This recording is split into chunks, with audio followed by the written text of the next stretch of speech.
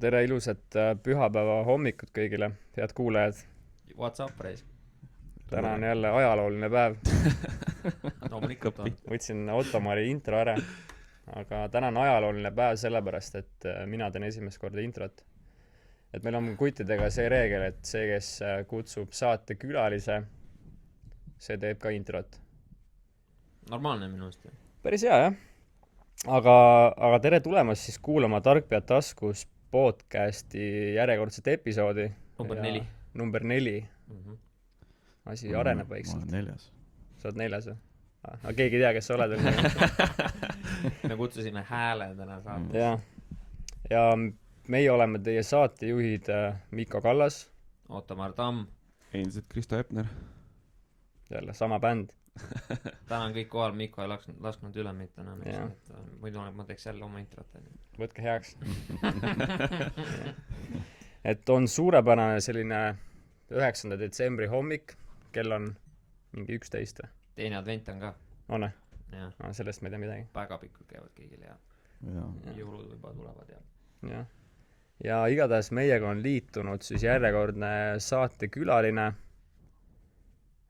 See mees, jälle on mees, kusjuures. Peame ikka mingi naise kutsuma. Nüüd läheb kahtlased seksistlikuks see. Ja okei, muu parandame seda kiiremas korras siis. Ja. Okei, kuule intro läheb pikaks. Aga et meiega on liitunud siis Eesti esimene radiofarmatseut. Õigemini radioformaatsi proviisor. No täpselt. Ühesõnaga, Mr. Maanus Raud. Tere. Maanus on minu vana hea tuttav keskkooli ja ülikooli päevilt. Tartus kogesime Tartu elu koos ja päris huvitav. Jaa, me isegi elasime koos ju. Jaa, Jaa. Kroonoaia, mäletan, botaanika ja ajad. Oota, ühesõnaga, te olete kõvasti koos õllesanga tõstnud. On, jah, viljeletud erinevat tudengi kunsti. Mina mäletan Mikot, kui ta ikkagi neid mojito-kokse seal kokku keeras. Kaipi roskad olid. Võib-olla tõesti. Tegin sinna jääpurusta anumasse sisse nagu. Jaa, just mäletan, jah. Ei, kogu õhtu olin ühe koksiga nagu see, mis oli mitu see on esimene. Jah, päris huvitav. Aga Maanuse kohta ma tahan nii palju öelda, et ta aitas mind väga palju. Ta ise kusjuures ei tea seda. Ma ei ole talle ka seda öelnud. Aga siuke mingi paar aastat tagasi, kui mul oli hästi raske periood elus, siis ta nii-öelda kinkis mulle sellise videokonverentsi pileti nagu Live to Lead, mis oli põhimõtteliselt nagu kosmose IMAX-is ja siis lastakse kinoekraanile lihtsalt mingisuguseid leadershipi videos ja asju. Mäletad seda? Ja mäletan, jah. Et see on nüüd juba, ma ei tea, iga aasta 3 aastat järjest toimunud. No ma käisin mingi 3 aastat tagasi äkki või 2-3. Esimesele üritusele siis või? Midagi sükest, jah. Ja siis ma olin just nagu oma põhjas nii-öelda, siis see oli see üritus, millest ma nagu hakkasin jälle üles ronima. Seal oli mu esimene tutvus, nii-öelda videotutvus selle Simon Sinekiga. Ja siis sellest ajast peale ma olen tema... Start with why, jah. Jah, sellest ajast peale ma olen tema materjali tarbinud ja siuke... See sai minu tõusu alguseks nagu, et ma olen sind tänanud sellest, nii et tänud sulle. No aga palun, seda on hea kuulda, et see sind aitas. See ongi see põhimõte. Aga Maanus, räägi iseendast natukene. Väga raske on iseendast rääkida, aga eks ma proovin, jah. Oota, mis see proviisor tähendas või mis mul läks juba aju tõmbas sõlme ära, et mis proviisor sa oled? No, ma olen spetsialiseerunud proviisor. Et proviisoriks saab õppida Tartu Ülikoolis arstiteaduskonnas. Ja sealt edasi mul tekkis võimalus pakuti õigemini selline võimalus, et tegeleda sellise erialaga nagu radiofarmaatsia, mis on siuke kitsas valdkond farmaatsia nagu valdkonnas. Et ma haarasin sellest võimalust kinni tol korral ja siis ma hakkasingi sellega tegelema ja kuna sellist eriala ei saa Eestis õppida, siis mis ma pidingi minema välismaale ja erinevatesse ülikoolidesse ja pidin läbima nii-öelda sellise õppeprogrammi või täiendusprogrammi ja niimoodi nagu läks. Jah, et ma käisin Zürichi, Leipzigi ja Ljubljana ülikoolis. Et sellised õppetsüklid olid vaja läbida. Ja see oli mingi 1,5 aasta pikkune periood või? Kui sa seletaksid minusugusele võhikule idioodile, et mis asi on radiofarmaatia, siis mis see on? Mis see teeb või mis see peaks tegema või mis probleemi sa lahendad? Yeah. No radiofarmaatsia on väga tihedalt seotud nukleaarmeditsiiniga, et ta ongi siuke käsikäes käiv, et meie põhimõtteliselt saame nii-öelda diagnoosida ja ravida erinevaid haiguseid. Radiofarmaatsia on selline eriala, kus nukleaarmeditsiin, kus kasutatakse radioaktiivseid aineid, radioaktiivseid ravimeid. Ja kui see nii-öelda kui see nii-öelda manustatakse patsiendile, siis on see võimalik, tänu sellele on võimalik diagnoosida nii-öelda erinevaid haigusid, kas nagu erinevaid vähivorme või mida iganes, et need ei pea olema ka kõik sellised halvaloomulised. Oota, mil viisil on radioaktiivsus hea? No ma ei räägi, et ta nagu hea on. Okay. Aga jah, kuna meditsiinilises mõttes on need doosid väikesed, et siis on seda nagu siis ma ei saa, siis see nagu ei saa öelda, et ta nagu ka niimoodi otseselt kahjulik on, et ta on kasulik selles mõttes, et meil on võimalik tänu sellele diagnoosida. See on diagnoosi, et meil on võimalik tänu tehnoloogiale, aparatuurile ja siis nii-öelda radiofarmaatsia poole pealt selle ravimarendusele võimalik diagnoosida väga raskeid haiguseid. Ja ravida samamoodi. Just ma tahtsingi täpsustada, et kas on ainult diagnoosi eesmärgil toimiv siuke süsteem või selle abil on ka siis võimalik nagu päriselt nagu minna hands-on ravima, ütleme, mingit vähivormi. Jaa, täitsa kõik oleneb, eks ole, vähivormist, aga on ikka võimalik, jah. Et võib-olla teate, et on olemas väga erinevad kiirgusvormid, et on nagu alfa, beta, gamma kiirgused, et erinevate diagnoosimise puhul kasutatakse üht ja ravi puhul kasutatakse teist. Et see on siuke, see läheb juba liiga võib-olla süviti, et sellest nagu ma arvan pikemalt rääkida, kuid ma ei taha väga nagu spetsiifikasse minna. No see läheb keeruliseks kätte. See läheb keeruliseks. Mul on juba, ma ei saa minu jaoks nagu oluline võib-olla see, et ütleme, et kui inimene, lihtsa inimesena, sul tekib mingi sisemine kahtlus, et nüüd justkui on minu tervisega mingisugune jama, on ju. Mis iganes sul on, ma ei tea, ei maga hästi, mingi kiire kaalulangus või whatever on ju, üldine heaolu on nagu jama. Et mis on siis nagu selle inimese nagu õige käitumisviis, mis ta peab tegema, et kus ta teiega ühendust saab võtta või kuidas ta selle nagu lahenduseni jõuab, et peab ta, ma ei tea, perearstile helistama ja siis perearst ütleb, kuule, kui sa kahtlustad seda asja, on ju, et siis ma annan sulle Maanuse kontakti, helista talle ja siis nagu kohe asjad lahenevad või mis see nagu protsess seal taga on? Alguses ikka ju tuleks pöörduda perearsti poole. Et perearst siis suunab edasi eriarsti vastuvõtule ja eks sealt siis vaadatakse edasi, on ju, tehakse uuringud ja vaadatakse, kas on vaja üldse selliseid uuringuid teha, nagu meie pakume või pakkusime. Ma peaks ju mainima seda, et ma ju ei tööta enam selles, kus ma töötasin, selles ettevõttes. Et jaa, et ikkagi tuleb alustada perearstist. see on niisugune esmatasand ja siis sealt suunatakse eriarsti vastuvõtule. aga kui suur tõenäosus on, et see inimene ikkagi jõuab siis selle noh, ütleme kurat, mis see sõna oli? Radiofarmaatsia teenuseni, et no mis olukord on, ütleme, et näiteks mul tuvastatakse, et mul lihtsalt endal tutvusringkonnas ühel inimesel avastati ajukasve. Noh, selle oli mingi erisõna seal juurde veel, aga noh, mina sellest niimoodi aru, on ju.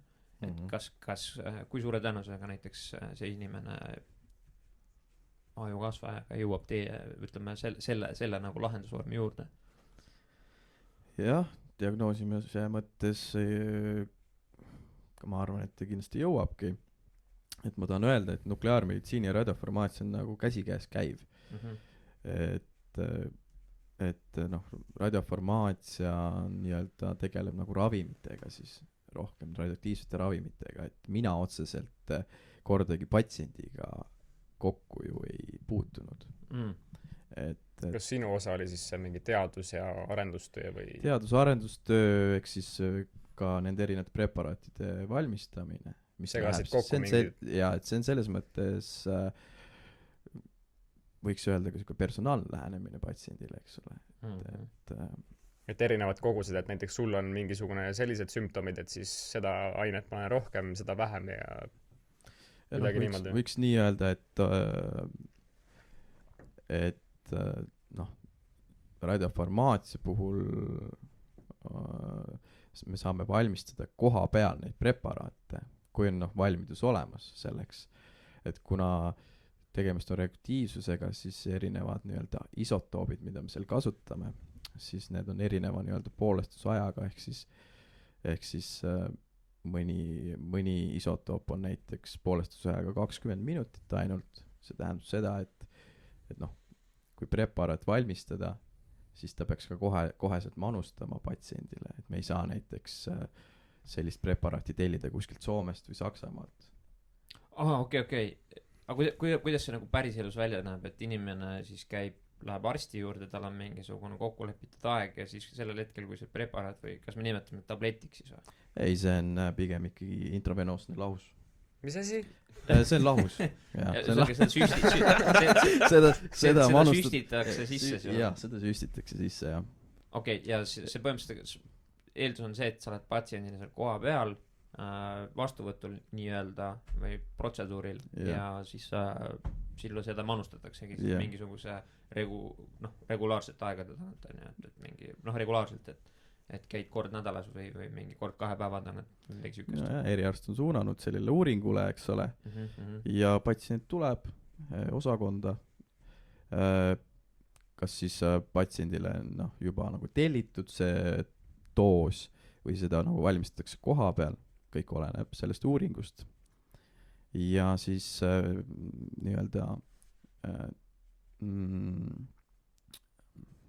kuidas ma ütlen siis tehnikud, kes seal nendega tegelevad patsientidega, nemad siis manustavad patsiendile, panevad, seal kasutatakse ka väga suure nii-öelda tehnikapargiga eriala ka, et sellist diagnoosimist teha, siis on vaja ka aparatuuri selle jaoks, lisaks sellele, et ravim süstitakse. Ja siis ta pannakse, te olete võib-olla näinud, te võib-olla teate, mis on kompuutertomograaf. See on see filmides on alati see, kus MRI või? MRI topitakse sinna mingi tunnelisse on ju. See, mis teeb räiget lärmi on ju. Mingi magnetjõud ja särgid üks on magnetresonantstomograaf ja siis on ka kompuutertomograaf. Et põhimõtteliselt see sama, et kuhu patsient pikali pannakse ja see uuring läbi viiakse. Et nukleaarmeditsiini puhul on see, see seade natuke teise põhimõttega, kuna on vaja püüda kinni siis see radioaktiivne komponent, mis keha seest välja kiirgab. Ehk gammakvandid. Need tuleb kinni püüda, siis kuvatakse see ekraanile ja siis käib edasi arstipoolne diagnoosimine. Et alles siis saab tegeliku diagnoosi, kui see preparaat on manustatud , siis sa lähed sinna MRI-sse , no mitte MRI-sse , Või- aga no ütleme selle seadme alla . lähed seadme alla ja alles siis saadakse aru , ütleme , kui kaugele , millises staadiumis näiteks ja kui kaugele on näiteks mingi vähivorm arenenud , kas on Mhm. üldse või on mingisuguse tegemist ealoomulise protsessiga või siis mingi teistsuguse haigusvormiga . Mhm.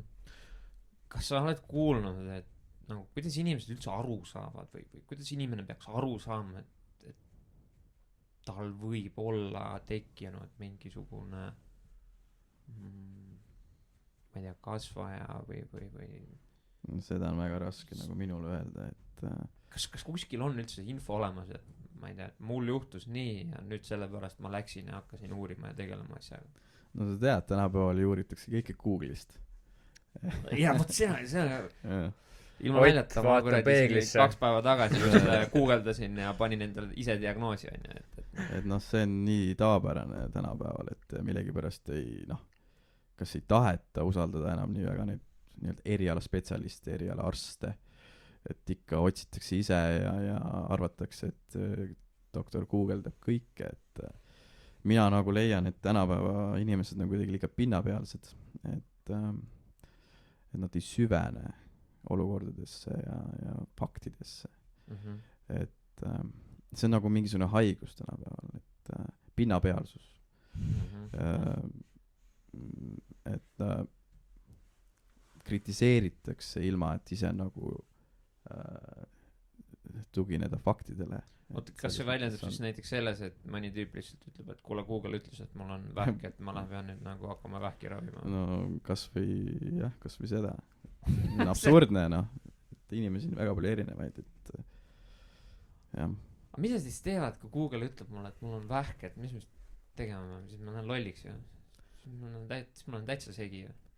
kui on üldse mingisugune kahtlus , siis ikka tuleb pöörduda perearsti poole , perearst vajadusel suunab edasi , et sealt tuleb alustada niimoodi sellisest järjekorrast . davai .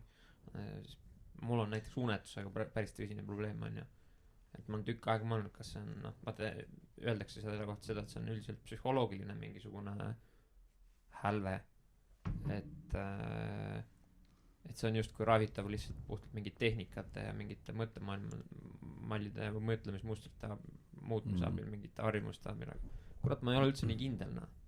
tegelikult tahaks täiega teada , et nagu kus kohas see nagu tekib onju , et mis põhjusel saab seda unetust noh . kas sul on probleem magamisega või magama jäämisega ? magama jäämisega on probleem .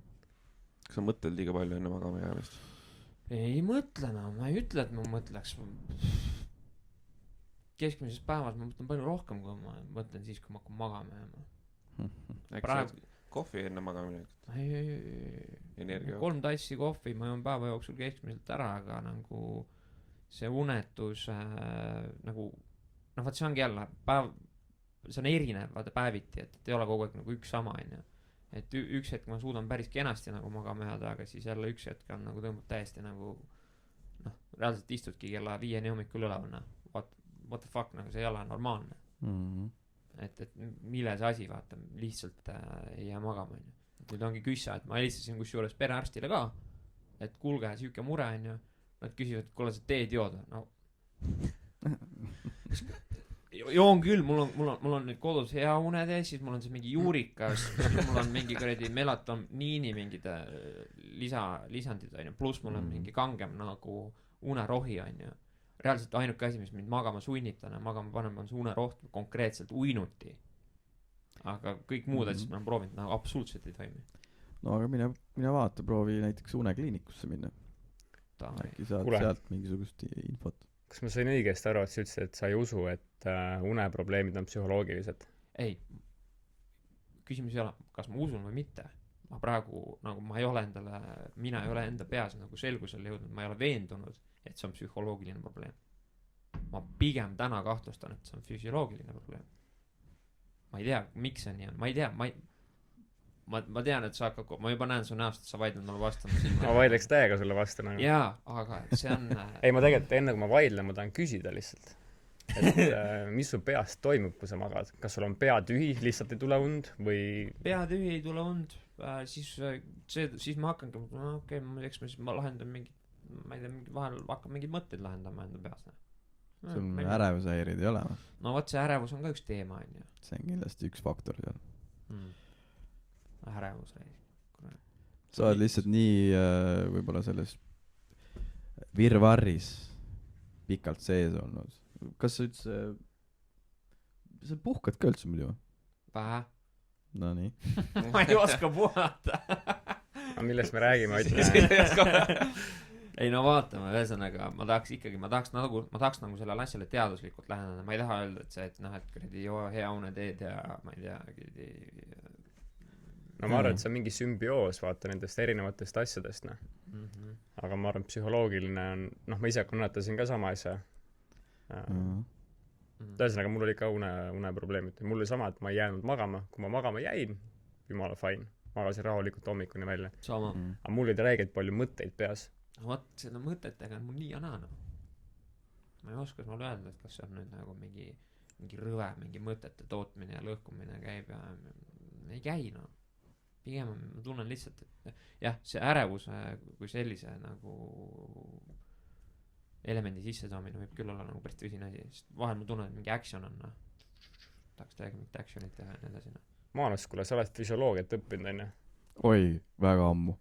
Ma tean, et ammu, aga kas sa mäletad mingit sükest asja, et mis su kehas tekib ärevuse hetkel? No. Et no vaata, stresshormoonid, eks ole. Et nende tase võib kindlasti, kui see ületab sellise piiri, siis noh, siis tekib selline pidev ärevus ja et noh, et su keha ei ole enam nagu tasakaalus. Kas seda saab mõõta kuidagi, palju sul see stressihormooni level on? Ikka saab. Vereanalüüs või? Jah. Kurat, ma just tegin pooltest vereanalüüsi. Et noh, ma soovitan äkki pöördu unekliinikusse, saad sealt rohkem informatsiooni, et kuidas edasi seda olukorda siis parandada, et okei. Mina käisin selle Margus Lauriku juures. Tema käest ma sain paar päris head nippi. Ja ise kasutasin ja siiamaani kasutan. Konkreetsed tehnikad. Ja siis ma sain ka aru, see on psühholoogiline. Eks ta rohkem sinna poole kaldub, jah? Ma arvan, et see füüsiline tegelikult ju hakkab psühholoogiast nagu. Et kõik on omavahel seotud. Noh, täpselt. Et suurem osa asju, mis sul kehas toimub, enamus hakkab sul peast kuskilt.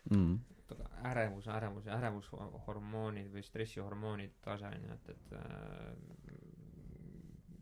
kuidas see siis nagu täpselt välja näeb, et kas see siis see stressihormoonide tase on seotud siis näiteks, ma ei tea, su töölaadiga, elustiiliga, et kui noh kindlasti on, jah. Ma mõtlengi näiteks iseenda peale, siis ma ikka nagu reaalselt lasen hullu vaata päevast päeva, esmaspäevast reedenina. Et jooksen ringi, möllan, lahendan probleeme, 100 probleemi päevas ja on sul päevas teadlikult võetud mingi selline hetk, kus sa lihtsalt nagu oled? Ei. Soovitan sulle seda teha. Aga see näiteks see, et ma tõmban kuskilt, lähen töökeskkonnast täiesti eemale ja mingi tund, pool tundi. See isegi võib-olla ei ole poolt tundi vaja, et piisab 10-15 minutist, kus sa saad võib-olla oma fookuse paika. Ja sa lihtsalt nagu oled. Noh, ma tean, et väga paljud inimesed, ma ei tea, mõned käivad trennis, mõned teevad joogat, mõned mediteerivad. Et see on selline, kellele sobib, mis? No vot, sellega on jah see huvitav case, et ma käin praegu tennist mängimas, jalgpalli, jõuka jõmmivärki ei tee veel. Uuest aastast on sellega uus aasta lubadus. Vana jah, ma tean, mis juhtub sellega. Lähen jõmmi, tegelikult ma disainime praegu ühte uuenduslikku jõusaali Tallinnas, on täiesti ainulaadne värk ja särk, varsti kuulete sellest, aga ma olen nii-öelda teist klient seal. Oota. See on mingi täiesti uus klubi või? Täiesti nullist ehitatud. Semi poolautomatiseeritud klubi. aga nii-öelda kasutaja mõistes on see, et sa võid olla loll nagu saabas, aga sa saad, sul ei ole vaja mingit personaaltreenerit, kes ütleb, et tee nii, on ju. Et selle machinery või masinavärgiga nagu toetab sind täielikult nagu arvuti programm. no aga ma olen mul terve internet on trenni neid kuradi videosi ja plaane täis, noh. Kujuta seda ette sellisena, et sul on nagu silmale tuttavad masinad, noh, mis iganes lihaskonna grupi jaoks, vaata, mida sa treenida tahad. Aga samal hetkel, kui sa seda liigutust ja harjutust läbi viid, siis ei istu su kõrval mingisugune personaaltreener ja ei ütle, kuidas sa asju tegema pead. Vaid sul on selline digitaalne dashboard ekraan, mis kuvab sulle, mis intensiivsusega sa liigutusi teed, number 1. Number 2 on see, et sa tegelikult seadistad enda selle koormuse, ehk siis mis on sul tase on ju täna. Ja number 3 on see, et see on väga täpselt tiimitud süsteem, ehk siis sa ei saa üle 35 minuti seda trenni teha. See ongi täpselt 35 minutit, sa teed selle trenni ära, sa oled minema ja soovituslik on 3 korda nädalas seda teha. That's it. Kuule, üks asi on koormus, teine asi on ikkagi see tehnika, kus personaaltreener on see, kes sul tehnika paika paneb. Mingi arvuti ei pane sul tehnikat paika. Selles mõttes ongi, et ta on poolautomatiseeritud, et see treener kui selline on ikkagi seal füüsiliselt olemas, aga eesmärk on see, et sa teed 1, 2, 3 korda teed selle trenni läbi, rohkem ta ei pea seal olema sul külje all, sa tead, kuidas asja läbi viia. Okay. No see on siuke huvitav asi. Sorry, läksin jälle teemast. Kõik nagu oleneb ka sellest ju, et kui mõni inimene nagu ei olegi kunagi trenni teinud või jõusaalis käinud. Yeah. Et noh, võib-olla talle ei piisa paaris korrast, et et no ikkagi, noh, Mikol on õigus, et väga, noh, tihti tehakse valesti harjutusi ja see on mingi muu teema. Täiesti õudne, kus ma jõusaalis käin, noh, lihtsalt vaatad mingeid inimesi, kuidas nad teevad mingid seljaharjutusi ja siis mingisuguseid jõutõmbeid asju lihtsalt vaatad ja hoiad peas kinni, mõtled, et ei ole võimalik, noh, see inimene läheb pooleks kohe, noh. Ma mõnele olen vahel öelnud, et äkki töötab paremini, et proovi niimoodi teha. Aga ma olen paar korda ka sõimu saanud, nagu. Aga saad sa aru, noh, võtame siis traditsioonilise jõusaali või mingi spordiklubi, on ju. Ega seal 80% inimesi tegelikult ei tea, mida nad teevad. Nad lähevad sinna sellepärast, et see on cool, see on elustiili küsimus, on ju. Mulle meeldib see mõte, et ma hoolitsen enda tervisest ja pluss mul on mingi liikmelisus või nii-öelda kuuluvustunne ka selle juures, on ju. Aga tegelikult ma jumala kahtlen selles, et kas ma tegelikult ka päriselt oma tervisele midagi head teen või ma lihtsalt rapsin ja teen mingit suvalist asja, on ju.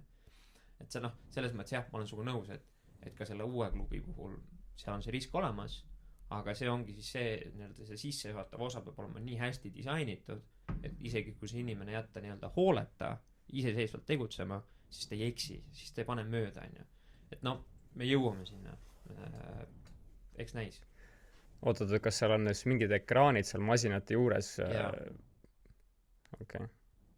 Kas on lihtsalt lisaekraan, masin on nagu täiustuseks või ongi reaalselt uued masinad koos nende ekraanidega? Täiesti unikaalsed masinad. No, okay. It's gotta be fun, no. Vaatame. Kas seal on mingi nukk ka, et mingi get help nagu? Aga ma unustab, kuidas sul see hüüdnimi on, Mann või? Ei tead. Macmanus, tütred. Macmanuse tütred. Manus, aga kuidas sina näiteks, ütleme, noh, töötades tervishoiu valdkonnas, võib ju tegelikult nii öelda, et no ikka. Mida sina teed selle nimel või mida sina igapäevaelus jälgid, et öelda, et jah, ma olen terve, ma tunnen ennast hästi, ma tean, mida ma teen, ma ei tee sarnaseid vigu näiteks, nagu inimesed teevad seal jõusaalides, ma lihtsalt rahmin ja lapsin, noh, teen midagi, eeldades, et kõik on hästi, et kas sul on näiteks mingi endal mingi positiivne rutiin? Ma võiks öelda niimoodi, et need rutiinid on nagu välja kujunemisel. Kui ma veel käisin nii-öelda palgatööl, siis oli väga raske neid rutiine kuidagi välja kujundada. Aga nüüd kui ma saan rohkem oma päeva ise sisustada, nii nagu kuidas ma soovin, siis juba vaikselt hakkab teatud rutiinid tekkima et mis ma näiteks hommikul teen. Noh, ma olen nagu võtnud sellise nagu aja natuke ka maha, et hommikul noh, tegeleda natukene eriala väliste teemadega, kas lugeda midagi, teha füüsilist trenni. mis treeninguid sa teed näiteks? Hetkel jõusaali treeninguid ja nüüd tahan implementeerida ka ujumise harjumuse uuesti sisse, et see on kuidagi niimoodi jäänud tahaplaanile viimaste aastate jooksul. Et tahaks nagu just hommikuperioodil teha midagi teistmoodi, midagi teistsugust, kui kohe sukelduda töösse. Et mulle sobib. Mis kell sa hommikuti ärkad? Kuskil kella 8 ajal. Mul on vaja lõunat siis juba. Mikko, ma just tahtsingi öelda, et Mikko on selleks ajaks juba ammu vist, ma ei tea, AB aetud ja kõik jutud tehtud. Ma olen proovinud sellist Kas see on nii individuaalne? 5 ajal ärkamist, mulle absoluutselt ei sobi siuke asi. Ma olen rohkem siuke õhtu inimene. Mul on kolleeg ka, kes läheb hommikul kell 5 magama, et meil on siuke 2 peal on 24 tundi nagu päev kaetud, et jaa, mina ärkan mingi 4:30. jah, ma tean, et mul on veel pikk tee minna, et toitumise koha pealt samamoodi. Lihtsalt täpsustuseks, sa mainisid, sa enam täna ei ole palgatöötaja, vaid sa juhid siis täna iseenda ettevõtet? Jaa, et ma juhin praegu hambaravikliinikut. Tegemist on tegelikult pereettevõttega. Ja nüüd ma olen sellesse valdkonda rohkem sisse sukeldunud. Pereettevõte, muidugi see ärisaladus siit kuidagi välja tuleks, midagi, kas pereettevõte tähendab seda, et kas sa olid ise seal asutaja liikmena sees või see oli sinu konkreetse juba ammu varem asutatud? See on tublisti varem asutatud, et mis aasta oli? Aasta oli 93 ja üle 25 aasta juba siis tegutsenud, et nüüd on siis teine põlvkond minu näol peale kasvamas. Et see üleandmisperiood ja ülevõtmisperiood on, võtab oma aja. Et jah, et mina ei ole nagu asutaja selles mõttes. Aga millal see sinu jaoks nagu see muutus toimus, kui sa läksid siis sukeldusid nagu nii-öelda oma äri ehitamisse? Ma saan aru, et sa oled ka täna strateegiline juht seal, eks ole? Jaa, võib ka nii öelda, et strateegilist juhtimist ma küll teoreetilise poole pealt, mõneti praktilise poole pealt õpin Tartu Ülikoolis. Siuke huvitav kursus või ütleme magistri programm, jah, et strateegiline juhtimine. Et kus siis õpib kõike sellist tänapäevast juhtimisalaseid teemasid. Et minu jaoks nii-öelda palgatöölt ma tulin ära alles selle aasta oktoobris, nii et ma olen päris värske, vist 2 kuud, isegi 2 kuud ei ole veel, kui ma olen nii-öelda oma aja peremees. Kuule, aga millal sul see või miks sul see klikk ära käis, ütles, et ma ei viitsi enam palgatööd teha, et tahan oma asja palgatööl ei ole midagi halba selles mõttes, et ma lõpuks ma mõtlesin selle peale ju mingi 1,5 aastat või 2 aastat, et ma üks hetk ma sain aru, et see, mida ma teen, et see ei ole see, mida ma tegelikult tahan teha. Ehk siis me räägime proviisori ametist. Proviisori ametist, just. Et mul olid pidevalt teised huvid ja kahjuks erialases mõttes ei saanud ma nii areneda selles ettevõttes, kus ma olin. Ja siis ma otsustasin ikkagi lõpuks teha sellise julge lükke, et lihtsalt jätan selle ja liigun edasi uutele teemadele. Kas see uus teema oligi siis, võib-olla üldistan liiga palju, aga leadership, eestvedamine, organiseerimine, eesmärgipõhine mingisugune juhtimine, operatiivjuhtimine. jaa , Tundsid, et see just inimestega koos tegutsemine, inimestega koos edasi liikumine, meeskonna juhtimine, see on justkui sinu nagu see on minu teema, Teema.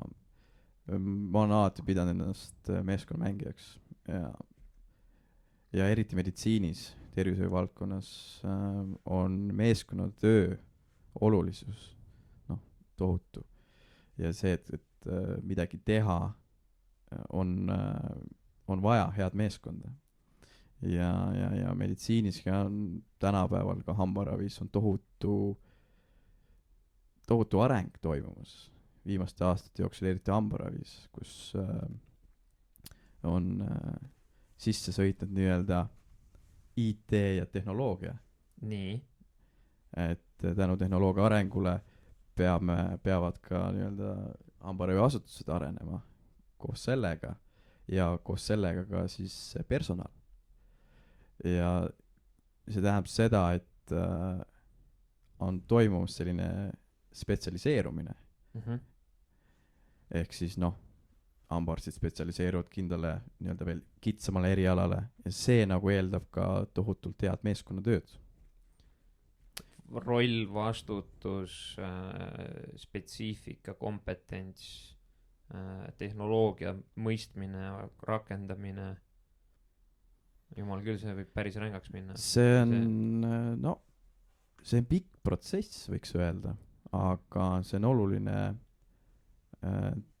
asi, millega tegeleda, sest et muidu lõpuks ikkagi jäädakse nagu ajast maha.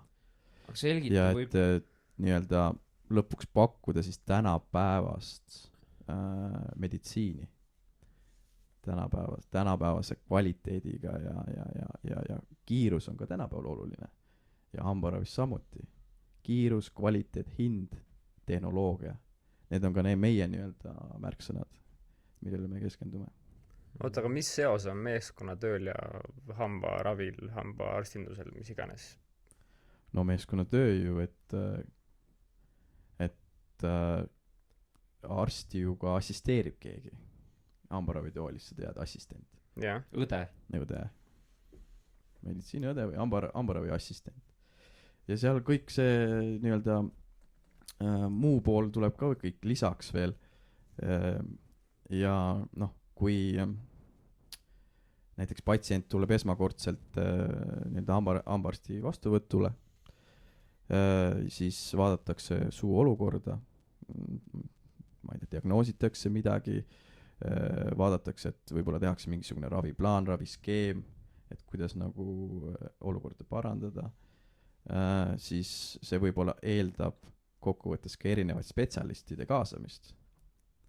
Näiteks implantoloogi või siis näiteks kirurgilist sekkumist või siis vaja mingi proteetikatööd teha, et kui on nagu arstid nendele spetsialiseerunud, siis tuleb need arstide vahel ka omavahel koostööd teha. Kas ma saan õigesti aru, sorry ma vahele segan, et kas ma saan õigesti aru, et need erinevad spetsialistid siis peavad justkui eksisteerima ühes kliinikus või on ka erinevad kliinikud, kes omavahel koostööd teevad? Jaa, seda on ka, aga olen milline strateegia kliinikul on, et kui ta tahab pakkuda täisteenust, siis peaksid olema seal ka mitmed erialaspetsialistid ja need erialaspetsialistid kliinikusiseselt peaksid koostööd tegema. Et üks suunab teisele, teine suunab esimesele. See ongi, võetakse vastutus selles, mida tehakse. Et see on mõned lihtne nagu rääkida, aga võib-olla tihtipeale ka raske teostada. Et see meeskonna töö meditsiinis on ääretult oluline. Et patsient saaks selle kvaliteetse teenuse. Kuule, aga miks see hambaravi sinu jaoks nagu oluline on? Kas sinu jaoks pigem on see businessi mõttes oluline või on nagu hambaravi oluline? Miks sa teed seda? Jah, see on hea küsimus. Kindlasti, kuna hambaravi on ju erasektor, et et siis seda kliinikut ju, kliinik on ka ettevõte ju ja seda tuleb vaadata ka ärilisest aspektist. Et kindlasti mind huvitab see äriline aspekt, aga mind muidugi huvitab ka nii-öelda, mis tegelikult patsiendist saab. Et see on siis, tuleb selline eetiline pool juurde veel.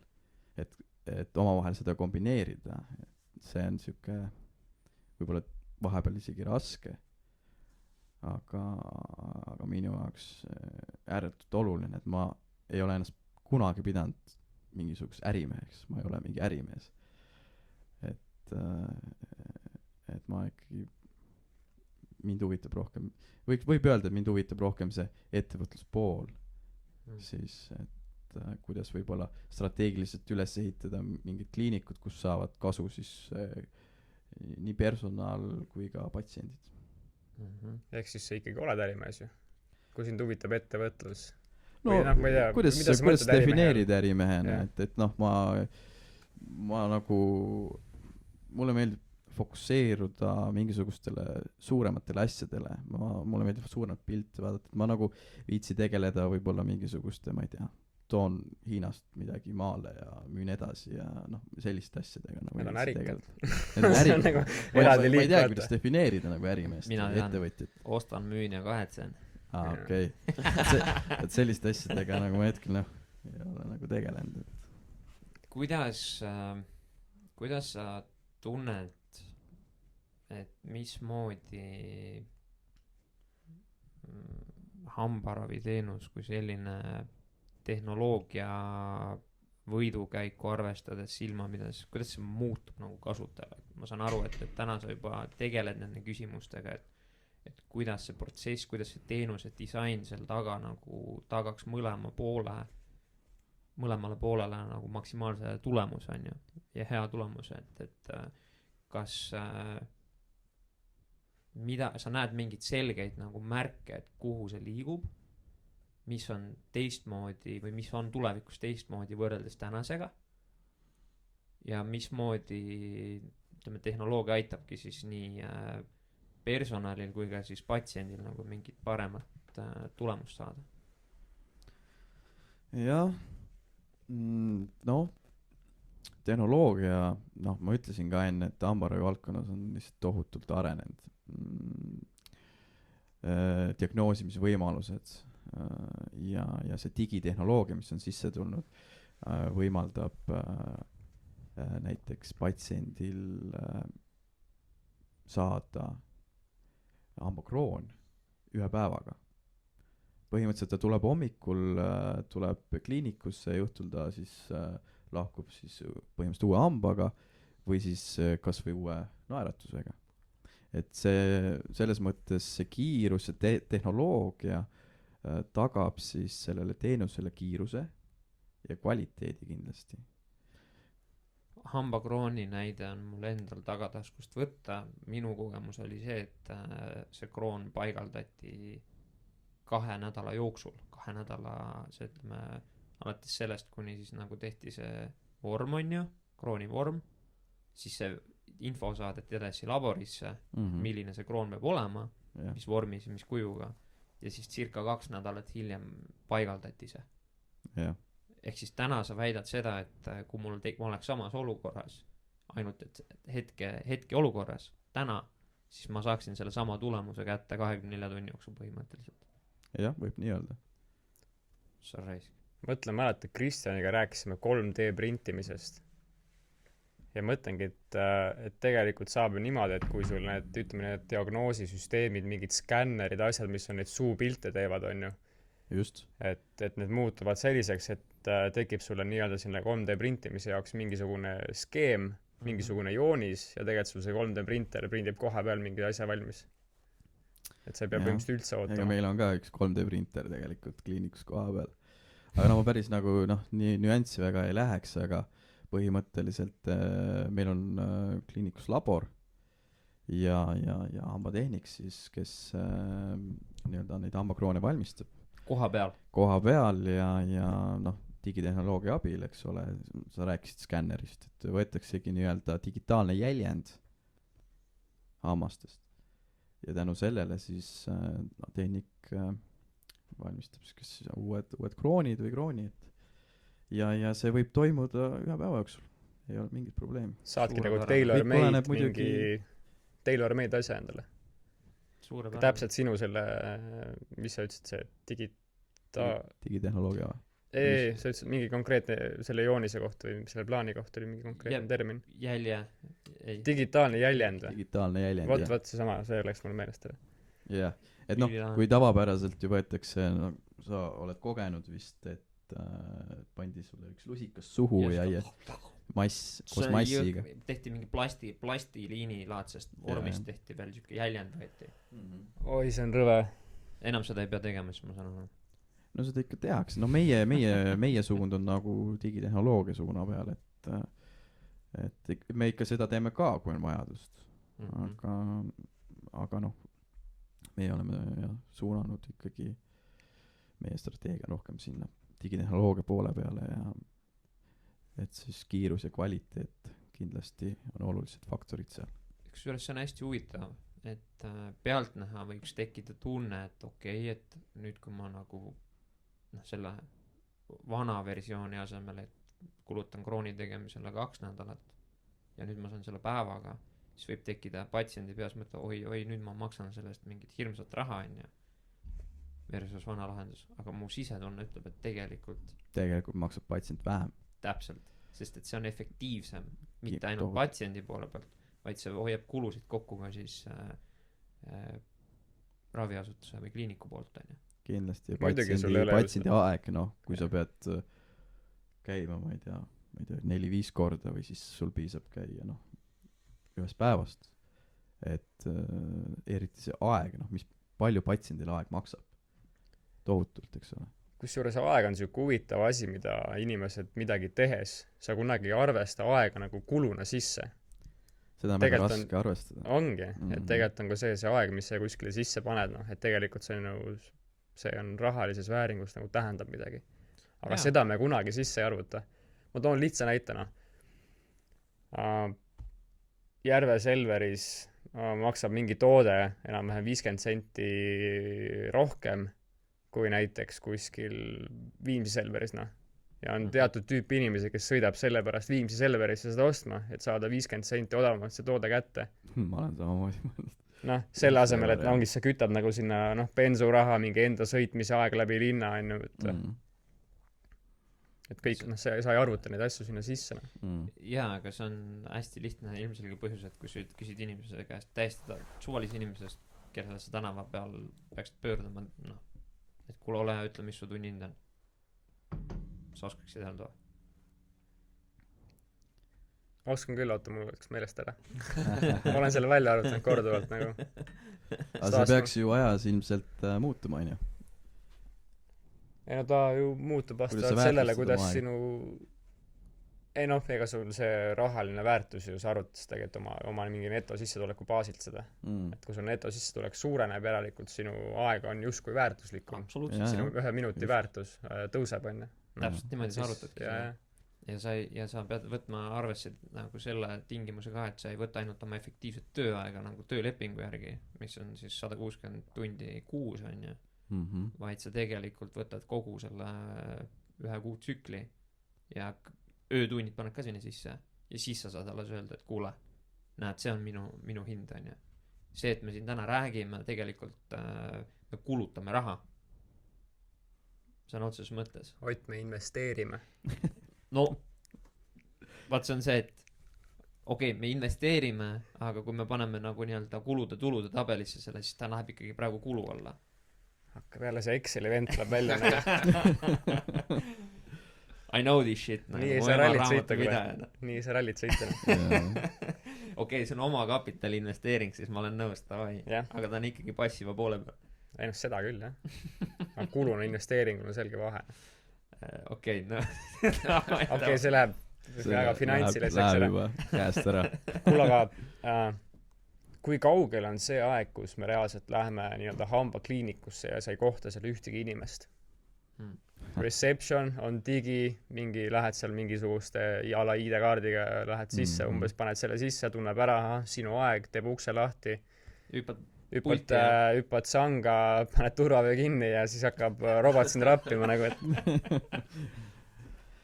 jah, et mina nagu ei näe, et see aeg päris niimoodi lähedal, väga lähitulevik on. kas see on võimalik?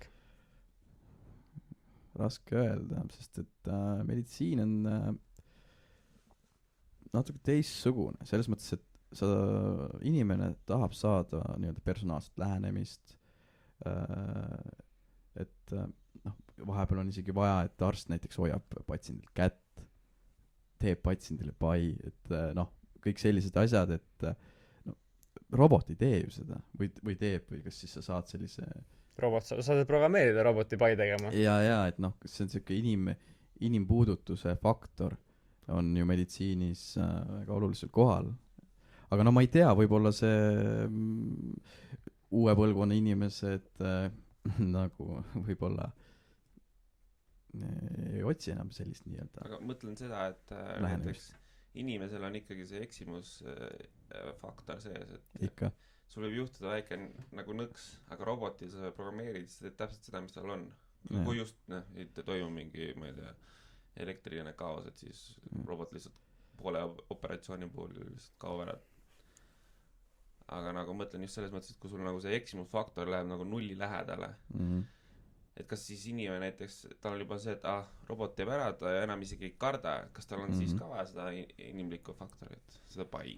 Ei tea, jah. Et väga, väga raske. Iga inimene on erinev. Iga patsiendi suu on erinev. Ja iga patsiendile tuleb kuidagi erinevalt läheneda. Et robotid niimoodi programmeerida, et ta teaks täpselt, et sellel patsiendil niimoodi läheneda. Et ma ei tea, see on kuidagi keeruline. Muidugi mina näen, et see tehnoloogia, mis sinna sisse tuleb, see aitab arsti tööd palju efektiivsemalt, kiiremini ja kvaliteetsemalt teha, aga kui kaugel on see, et arsti üldse ei ole vaja, ma tõesti ei tea. Ma ei oska vastata sellele küsimusele, see on raske küsimus. Selle vist läheb aega, aga see receptioni, nagu sa ütlesid, see teenindajuse poole pealt, et see variant, et just, et sul ei olegi seda teenindajat vaja, et sul tulebki vend, kes paneb ID-kaardiga ja siis tuleb sulle kabinetti. Jah, see variant on ju täitsa võimalik. Täitsa võimalik. Sander Kansen eelmises saates päris konkreetse näite tõi näiteks Tesla tööstuses või ütleme tootmise liini automatiseerimise kohta. Ta väitis seda, et Elon Musk automatiseeris ühel hetkel, ma ei tea, kas see oli nüüd Model 3-ga või mis mudeliga see täpselt seotud oli, aga ta ühe mingi konkreetse mudeli tootmisliini automatiseeris nagu peaaegu 100%. Niimoodi, et ühtegi inimkätt seal vahel ei olnud. Ja see tõi kaasa tegelikult väga palju probleeme, mida ei suudetud ette näha. Arvati küll, et kõik on nagu kõik on Tibens-Tobens efektiivne, suudetakse täita mahtusid, aga see põhiprobleem oligi selles, et ei suudetud mahtusid ära täita, mida oodati on ju nii investorite, muude huvigruppide poolt on ju. Ja toodi jälle sisse see inimkäsi on ju, mis siis nagu nüüd ongi hea küsimus, mis ta siis täpselt tegi, mis see olukord oli, et no, mis muutus? Et point oli ju vaat selles, et kui sul on 100% automatiseeritud, siis kasvu puhul sa ju ei arene, vaat inimfaktoriga sa saad ju kohaneda, on ju. Aga sul on see robot pandud, nagu Elon Musk tegi 100%, siis ta lihtsalt tegigi teatud arv autosid. Aga sul tootmismaht või tellimusmaht tõuseb, siis toodad ikkagi täpselt sama palju, vaata. Ja siis sul oli vaja seda inimfaktorit, et kes teeks nagu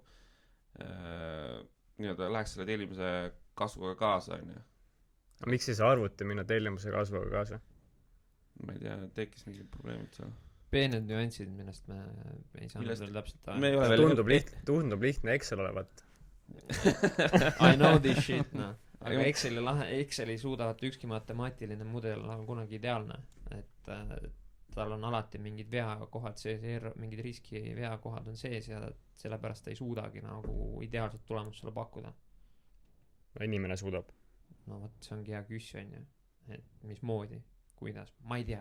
ma ütlen see oli lihtsalt teema mis nagu viimane kord läbi käis ja see on päris huvitav, sest mulle tuleb meelde, et kas minu meelest mingisuguse Mersu mudeliga, kas mitte ei olnud S-klassi Maybachi versioon äkki, et oli ka, et mingid protsessi seal, ma enam ei mäleta täpselt, noh, see oli päris ammu, kui ma lugesin seda, aga mingid protsessi tehti alguses robotiga ja lõpuks mindi üle siis nii-öelda käsitsi tegemise peale. Et oligi mingisugune detail, mida lihtsalt robot ei suutnud seda kvaliteeti tagada, mis inimene käsitsi tegi, noh. Mingi valgete kinnastega tüüp nagu pani seal asjad paika, noh. Aga natuke toetada Kristo mõtet veel, siis tegelikult see, et meil juba automatiseeritakse ütleme seda administraatori rolli, terve Tallinn on täis neid jõusaale, 24/7 fitness, gym, people fitness, kus tegelikult ei olegi midagi muud kui QR-koodi lugeja, sõrmejälje lugeja, veebirakendus, kus sa broneerid endale, siis peab broneerima endale aega õigemini. Ainult siis peab broneerima, kui sa tahad rühmatrenni teha. Ehk siis ainukene koht, kus sul on treener mängus, ongi rühmatrenn. Ülejäänud on kõik automatiseeritud. Ainuke asi, ja noh, ütleme, seal on koristaja teenus on ka olemas, on ju. Aga Jesus Christ, noh. Mul on nüüd näiteks kodus endal robot-tolmuimeja. Sitaks kõva asi nagu, täiesti pekkis. Kes neid hantleid tõstab? Anteli tõstab inimene ise, aga paneb ise paika. Vaat seda, kusjuures seda ma ei tea, et kes hoolitseb selle eest. Mulle meeldib see optimism. Kinnitan sulle, inimesed ei pane hantlit tagasi. On nõus, jah. Eks ta nii on, jah. Aga ütleme, keegi peab ikka käest selle nende hantlite tagasi tõstmise ära lahendama, kuidagi mingit moodi. Aga Jesus Christ, et tegelikult on ikkagi võimalik väga palju ikkagi ära teha. Juba praegu on ju. Lihtsalt küsimus on nagu põhjendus, et miks ma näiteks peaksin hambaarsti teenuse juures eemaldama administraatori rolli. Kas seal on mingi äriline eesmärk, kas seal on mingi põhjendus taga, kas ta toetab mingit teenuse disaini vaata. Kas mina kasutajana saan parema kogemuse, kas ma saan mingi protsessi efektiivsemalt läbitud.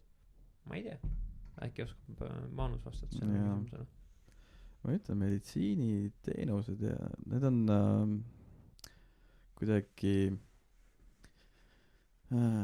hambaraviteenus näiteks, ta on ikka intiimne teenus ja tihtipeale on see, et patsientidele meeldib helistada mingisuguse probleemiga ja arutada ja rääkida ja neid inimesi on ja mitte vähe.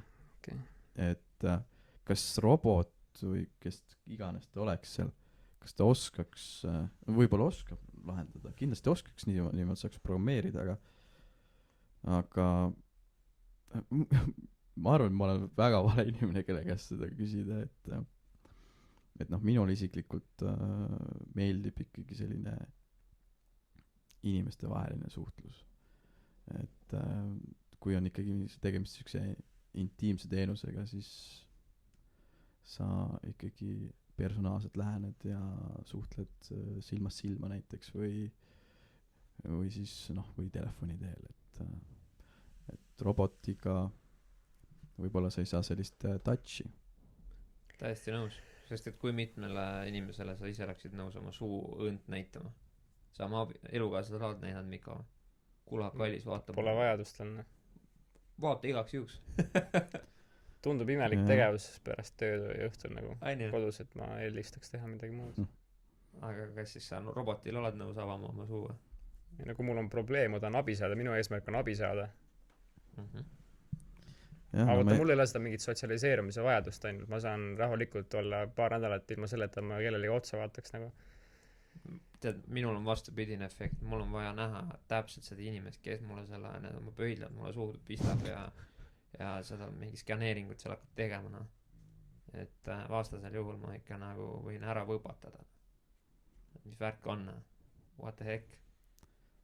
Ja kusjuures mulle väga meeldib see, kui mõni siuke malbe blond naisterahvas sealt see tuleb. See ei ole mingi nagu come on, no. Miks mul ei ole vaja mingi, kuidas ma ütlen, silmailu ajal alati aitab kaasneda. No just, et siis sa ju ei saa seal häält teha väga kõva, et siis sa pead niimoodi tugevat meest mängima, et tere, et sa ei ole- tere, palun avage oma suu. Oi, vaatame siin see, mõnus ju, okei, davai. No ohutu. jaa. no selge noh, whatever floats your boat noh.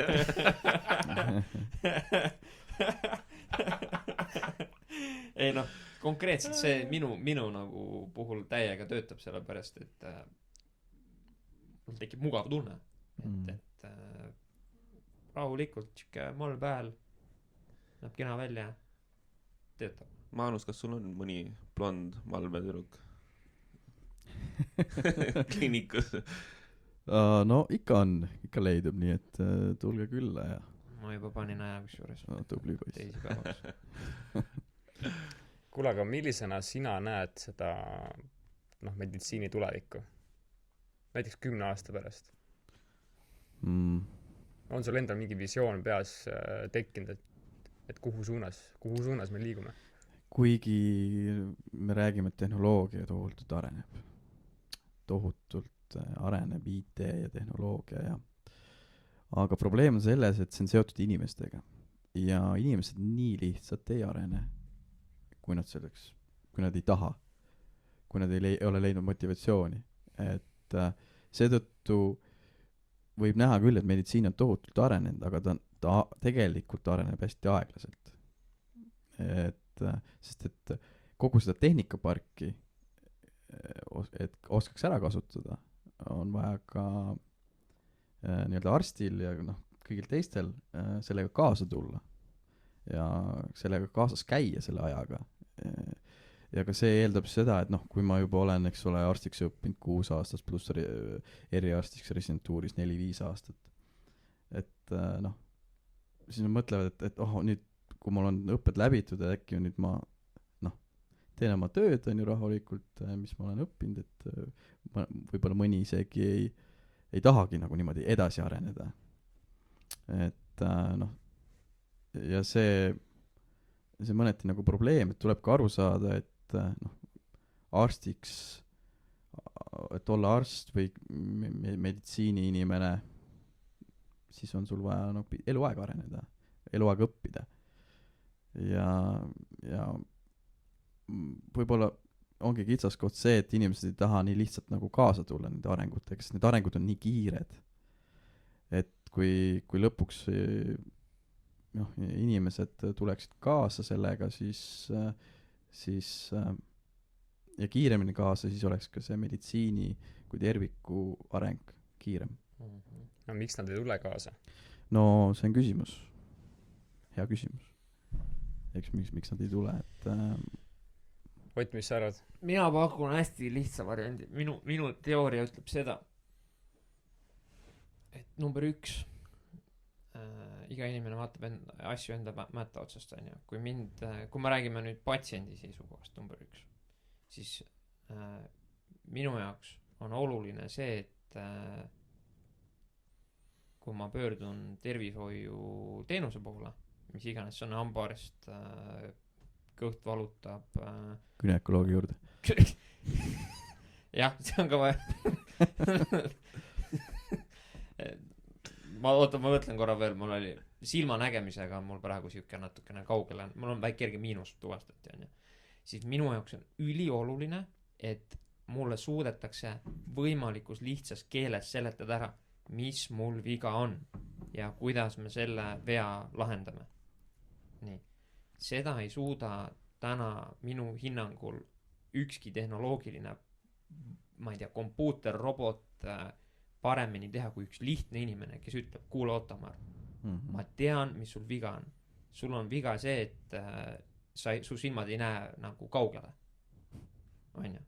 Võib-olla robot suudab mulle sama hästi selle mõtte edasi anda kommunikeerida, on ju. Aga vaata, probleem tekib selles, et kui sa ütled, et mingi lihtsa lause, et päike on kollane või ma ei tea,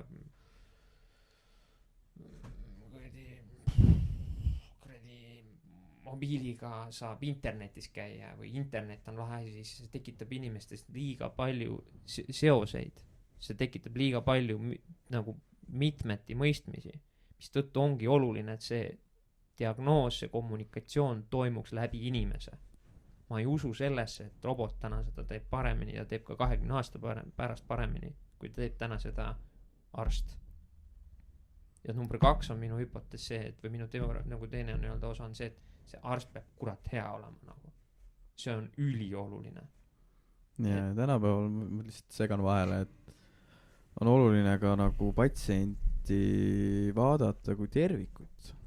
Et oluline on näha seda tervikpilti. Et ja siis siit tulebki see võib-olla, kui mingi arst on spetsialiseerunud kuhu kindlasti kitsasse valdkonda, et tal on oskus näha seda suuremat pilti, et oskus või siis kaasata võib-olla teisi eriala spetsialiste ja siis see tähendab juba koostööd, et patsient saakski selle õige ja kvaliteetse ravi. Just. Ja kolmas pool on see, et vaata kui robot või programm, kui ütleme, kui inimesele panna ette ankeetküsimustik umbes sinu terviseandmete kohta, siis üldjuhul need on jah-ei küsimused, on ju. Et kas sa suitsetad? Jah-ei. Kas sul on uneprobleemid? Jah-ei. Kas sul on psühholoogilised probleemid? Jah-ei. Aga kui sa lähed seda, robot saab niimoodi sellest aru. Aga kui sa hakkad inimesele seda sama nagu konteksti seletama, et mis su üldine terviseseisund on nii-öelda tervikkomplekt on ju, see suurem pilt, siis seal on alati ka sellised võib-ollad mängus. Ma ei ole kindel. Ma natukene vahel on nii, vahel on naa, on ju. Et kui sa suudaksid nagu robotile sellise sama nagu kommunikeerimisvõime sisse ehitada, et ta suudaks mõelda ja suhelda nagu inimene. Jah, siis ma olen nõus, seda saab automatiseerida, aga praegusel juhul, ütleme, ma võtan aluseks mingi chatboti loogika. See ei ole võimalik. Hetkel see ei ole võimalik, sul ei ole võimalik seda inimest asendada. Sest et ta võib sulle puhtalt jah-ei pealt panna sulle mingisuguse täiesti random diagnoosi, mis võib nagu jumala valele teele juhatada. Mulle tundub nii. Et mina samamoodi ei näe seda, et kuskil see totaalselt inimfaktor ära kaob meditsiinis, tervishoius. See ei ole... Sest et see ei ole nagu võimalik minu hinnangul hetkel vähemalt.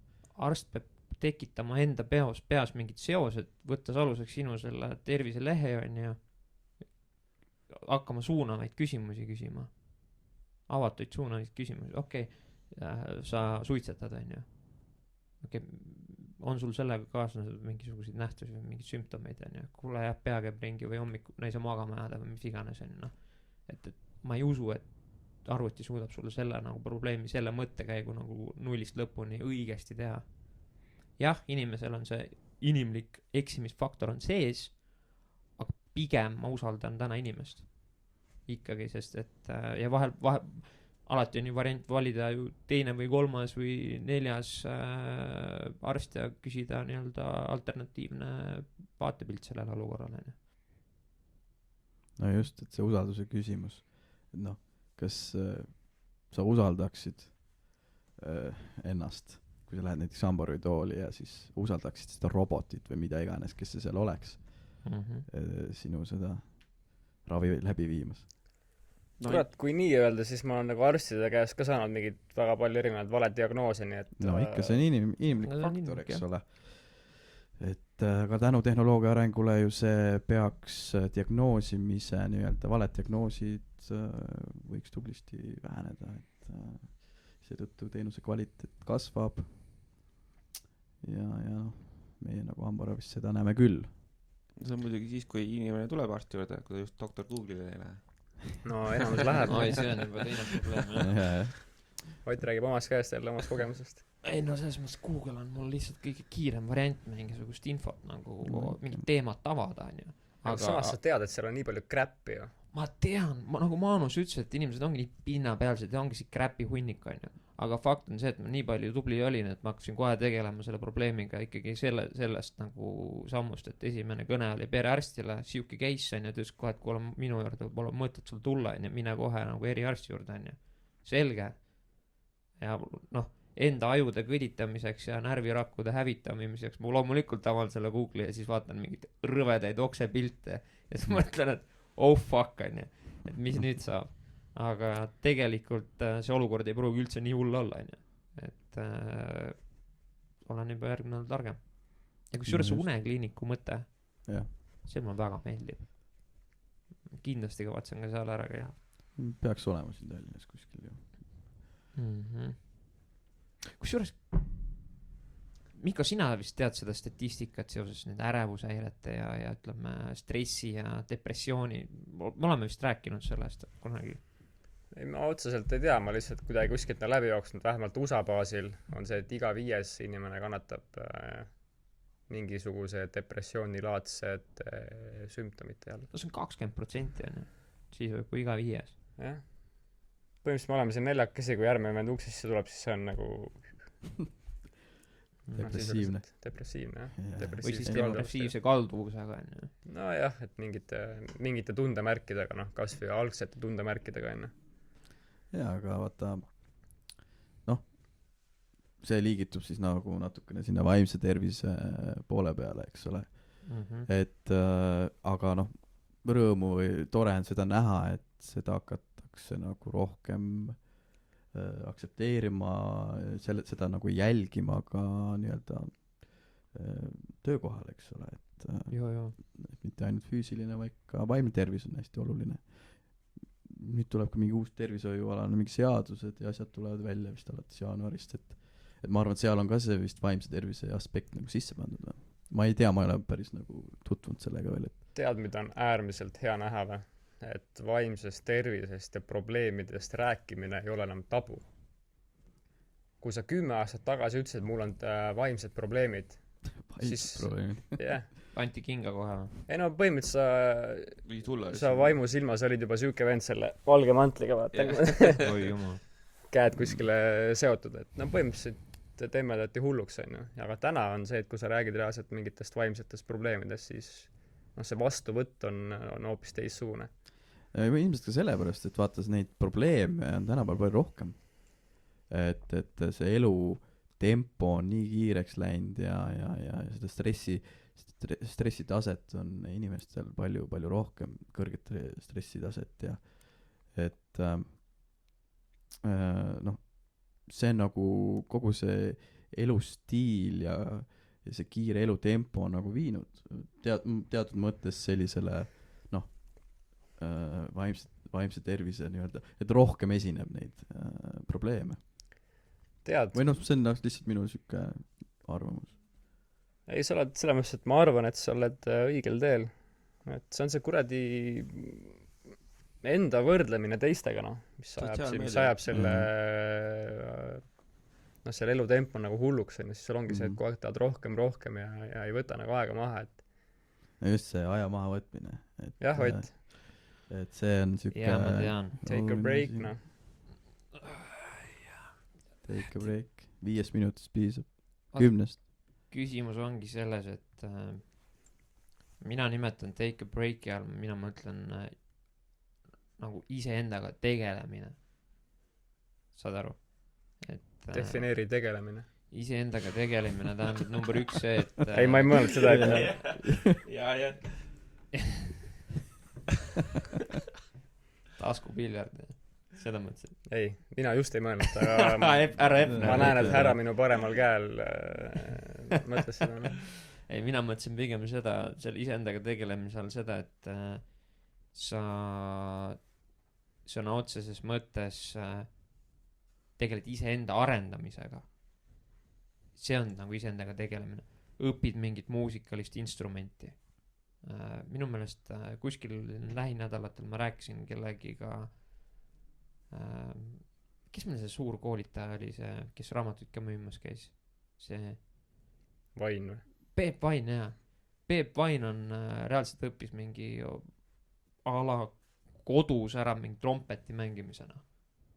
puhas iseendaga tegelemine . see , kui näiteks 2 aasta pärast saame Mikko uuesti kokku ja sa oled juhuslikult õppinud ära mingisugused kitarri , klassikalise kitarri nagu ma ei tea , noodi lugemise pluss mängimise on ju , siis sa oled järelikult iseendaga tegelenud , vaata see on minu jaoks nagu iseendaga tegelemine , sa tekitad endas mingisuguseid , sa õpid uusi asju , sa arendad mingeid skill'e , loed raamatuid , jah , see on number 1 on ju , aga vaata raamatute probleem ongi see , et sa loed , sa tead , aga kas sa ka rakendad , vaata . et ma arvan, et see iseendaga tegelemine nagu tähendabki seda, et sa reaalselt rakendad midagi, sa viid ellu, sa execute'id, on ju. Ja nüüd, kui sa panna see kuskile sinna stressi nagu maandamise skaalale, et okei, mida ma pean iseendaga tegelema, et oma mingit stressi kontrolli alla saada.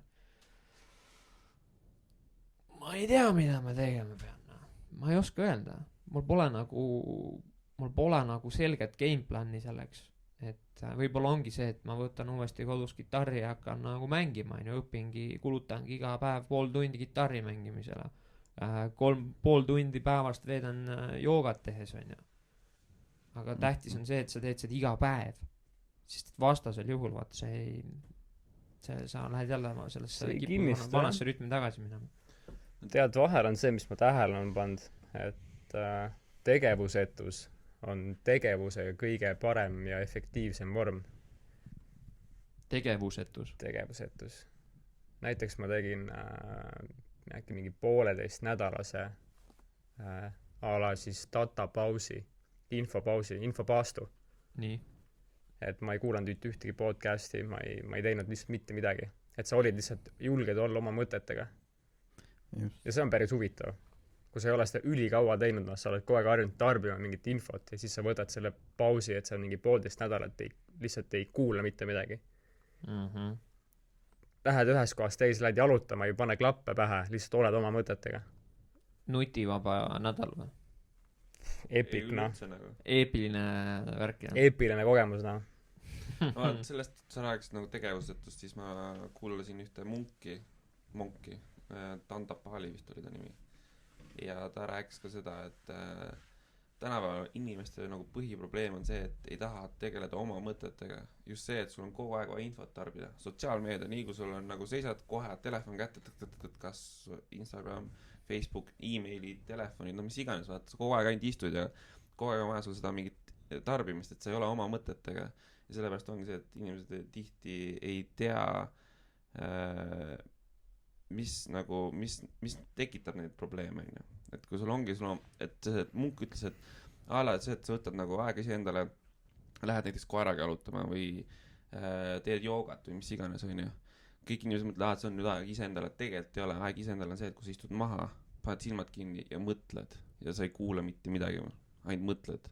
Vot see on ise endaga tegelemine. See, kui sa käid koeraga jalutamas, on see, et sa käid koeraga jalutamas, mitte ei tegele ise endaga, on ju. See on nagu ülitähtis ja see on praegu see, mis inimesed ei tee. Sest et iga hetk, nii kui sa nagu tekib see hetk, kus sa nagu nii-öelda vaba aeg või nagu hetk, siis on kohe telefon kätte. Enamasti. Või siis raamat või siis podcast, muusika, telekas, mis iganes on. Aga just tähtis on see, et sa peaks korra seisma, lihtsalt mõtlema iseenda peale ja tunnetama. Tead, mis positiivne mõte mul praegu tekkis või? Et näiteks praegu, kui me siin vestleme, siis mina arvan, et ma vähemalt nüüd mõtlen, et ma praegu tegelen iseenda mõtetega. Mul vähemalt on niisugune tunne, et ma tegelen iseenda mõtetega. Ei, kindlasti. On see nii siis või? See võib nii olla, Kurat, see oleks päris hea, jah. Samas sa kuulad, mis me ei räägime, järelikult sa ikkagi justkui sama nagu kuulaks podcasti. No jaa, aga samas ma saan ju oma mingid ideed kõvasti korra läbi mõelda, need lauale panna ja siis mingi protsessi ikkagi toimub mingi mõtetega, et okei, davai, vaidleme siis vastu või mõtleme korra need läbi, on ju. Aga ma arvan, et üksinda nagu lihtsalt hulluks mõeldes ka ei ole nagu väga hea, et võib-olla ongi just hea, ma arvan, et see, mis me täna siin teeme, on see väga, väga positiivne just nagu oma mõtete selguse loomiseks, on ju. Aga jah, selle 1,5 nädalase infopaastu tulemusel ma jõudsin järeldusele, et ma olen täiega loov inimene. Ma olen kogu senine elu tampinud ennast kogu aeg kuskile maa alla, et ma ei ole, mul on vaja kogu aeg mingit infot kuskilt saada, et olla loov inimene, et mul tekiksid mingid seosed. Mingid ideed. Ja siis sul tekibki see tunne, et sul on lihtsalt vaja kogu aeg tarbida mingid raamatuid, podcast'e kuulata, mis iganes, et lihtsalt uut infot aega peale võtta. Ja nüüd ma tunnen esimest korda, et kurat, ma olen siga loov inimene. Ma käin vaata holistilises või holistika instituudis, teen holistilist treeningut ja seal me käime igasugustel ütleme need meditatiivsetel reisidel. ühesõnaga käime tripil nagu ja Microdosing. ja lihtsalt need mõtted või mingid visuaalsed pildid, mis sulle silme ette tekivad, see on lihtsalt nagu, see on mingi täiesti ulme kogemus nagu, et sealt tekib see tunne mõte, et tegelikult sa oled ikka päris loovinimene. Geenius. jah, aga ma taipasin seda alles nüüd, kui ma tegin selle paastu onju ja ma hakkasin tunnistama neid mõtteid ja ma sain aru, et kurat, need on hoopis minu mõtted. Muidu on see, kui sa kuulad midagi, sa mõtled kaasa, siis sul ei teki see tunne, et see on nüüd minu mõte. See on mingisuguse kellegi mõtte edasiarendus. Nagu sul tekib see infopaast, on mingisugune ajaperiood, kus sa ei tarbi mingit välist sisendit ei saa, et siis tekib sul reaalselt see tunne, et see on minu mõte. Ülihuvitav avastus, noh. Nii et ühesõnaga võtke see või tehke see infopaast mingisugune nädal, 2, noh. Algus piisab kas või 1 tunnist, nii et paned aga ma nõus. telkud läpakad kinni põhimõtteliselt kõik on. Jaa, kõik täiesti. Ma olen ka teinud seda sama asja nagu, et sina ma olen teinud, et ma olen vahepeal läinud lihtsalt jalutama nii, et üksinda, ilma klappideta ja mitte midagi muud ja siis ma olen ka tulnud geniaalsed ideed alati. Siis mõtled, aga noh, need on jäänud ideedeks praeguse hetkel. No vaat. Ma katsun seda jõulupausi all teha siin. Noh, kui kuivõrd palju seda teha saab, no. Jõulud on selleks hea aeg. Tegelikult on. Kõik puhkavad, kedagi koiti, keegi viitsi väga liigutada midagi. no just. No nii, millest veel räägime? Kuule, aga mind huvitab see ikkagi farmaatsia teema, et kus sul tuli see mõte keskkoolis siis? Ma tahaks minna farmaatsiat õppima. jah. Mäletad seda aega veel? Midagi ikka jähmaselt ma mäletan, jah. Ma teadsin, et ma ei olnud kindel, et ma just tahan farmaatsiat õppima. Aga ma teadsin, et ma tahan olla tervishoiu valdkonnas. Ja puht juhuste kokkulangevuse tõttu ma just farmaatsiat läksingi õppima. Et ma küll tunnistan, et ma selle õppe käigus ma mõtlesin, et kurat et see vist ei ole ikkagi päris mulle, et ma nagu vist ikkagi katkestan selle õppe, kuid ometi sa tegid lõpuni selle? Ma tegin selle lõpuni, sest ma leidsin, ma sain mingit motivatsiooni juurde ja võib-olla mul tulid sellised õppeained, mis hakkasid mind nagu täiega huvitama. Ja tänu sellele tegelikult ma leidsin selle motivatsiooni uuesti ülesse ja siis ma lõpuni välja läksin. Et minu süke eripära ongi see, et kui ma tavaliselt midagi nagu ette võtan, siis ma teen selle asja lõpuni, kuigi tihtipeale seda ei peaks tegema. Et vahepeal sa saad ju tagasisidena kuidagi saad aru, et kurat, see ei ole ikkagi minu jaoks. Et aga ma olen süke, et tavaliselt kui ma võtan midagi ette, ma teen lõpuni ja võimalikult hästi. Et farmaatsia iseenesest on väga huvitav valdkond ja tegelikult ta siiamaani huvitab mind.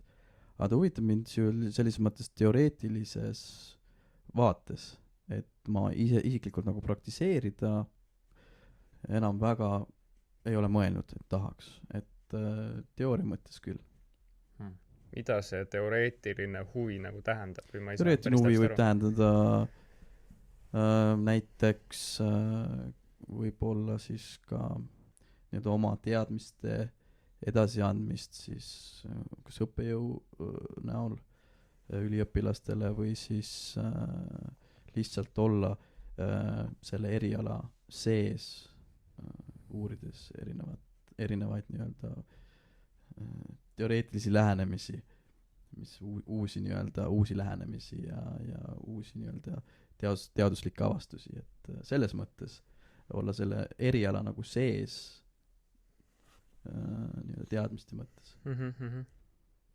Et aga ma võib-olla nagu ei näe, et ma kuskil nii-öelda suures farmaatsia ettevõttes kuskil teen nagu seda sellist tööd. Ma ei tea, kas sa said aru, mis ma mõtlesin, aga... Ma sain küll, jah. Ma lihtsalt ise mõtlesin samal ajal peas tekkis küsimus, et kui sa rääkisid sellest, et võimalik, et äkki võib-olla noh, olla nagu õppejõud, on ju, ja võib-olla rääkida sellest nagu teoreetilisest poolest. Et siis kurat see teooria ilma praktikata nagu see ei tundu minu jaoks nagu väga hea mõte, noh. Ma mõtlen enda juuraaegadele tagasi, kui ma juurat õppisin, noh. No see oli ikka kohutav, noh. jah, eks noh, kui ma nagu praktiseerisin oma seda radiofarmaatsia teemat, et siis ma ikkagi käisin, andsin loenguid ja üliõpilastele andsin ja et noh, mul oli taga praktika ja siis ja ma andsin teooriat nagu edasi, et ilmselgelt selline inimene on palju nagu usutavam ja ta nagu võib-olla näitab nagu teises vaatevinklis seda eriala või mida iganes, et selles osas ma olen nõus, et ilma praktikata lihtsalt teoreetika olla on ka natuke kuiv. Vana ja akadeemik, noh. Kuule, aga farmaatsiast ja mingitest ravimitest rääkides, kas ainult mulle tundub, aga ravimitest on saanud nagu mingisugune eraldi toidukord enam-vähem? Et ma ei tea, kuidas sulle tundub, mis see, noh, sina oled vaata selles maailmas sees olnud, et mina vaatan lihtsalt nagu teoreetiku vaatevinklist, on ju. Et sina tead seda köögi poolt ka, et mis sinu nägemus on? Noh, eks nii ja naa, et kindlasti ta nii-öelda üks toidukord mõnele on. Aga väga, noh, tegelikult vaata, kui palju on tulnud neid tervislikke eluviise ja järjest, noh, inimesed teadvustavad seda poolt ja toitumispoolt ja nad saavad aru, et võib-olla iga kord ei peagi võib-olla ravimit võtma selle jaoks või mingit toidulisandit võtma. Et saab ka teistmoodi. Ja kui on ikkagi mingisugune terviseriike, noh, mida on nagu vaja ravida, mis on tõsine nagu ohtlik sinule kui indiviidile, noh, siis peab ju neid ravimeid tarbima, midagi teha ei ole. Sest et noh, niisama krõbistada selle jaoks, et noh, et ta kõhtu täidaks, no muidugi seda ma küll ei soovitaks. Ei noh, seda ma mõtlesingi nagu seda, et vaata, me otsime liiga palju abi ravimitest ja me kogu aeg nagu kustutame seda kuradi põlevat metsa. Me paneme meeletult pappi research ja developmenti selle asemel, et tegeleda või suunata raha siis nagu ennetamisprotsessi. Jaa, see on tõsi. Vaat see on asi, mis mind kusjuures selles farmaatsia businessis kõige rohkem häirib. Jaa, aga noh, meditsiin tihtipeale, tänapäeval meditsiin tegeleb tagajärgedega. Aga kes peaks tegelema selle proaktiivse poolega, ennetamisega?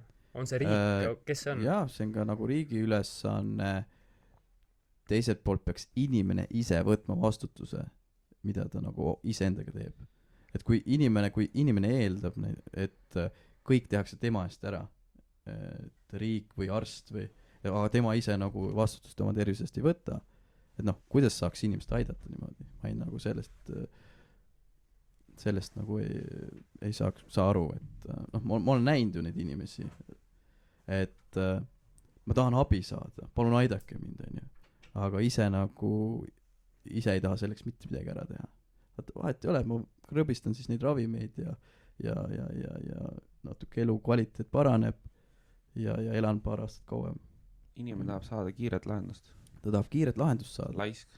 See on samamoodi selle oma mõtetega, on ju, et inimesed ei julge või ei taha oma mõtetega olla, et noh, inimesed ei võta tihtipeale oma elu eest vastutust.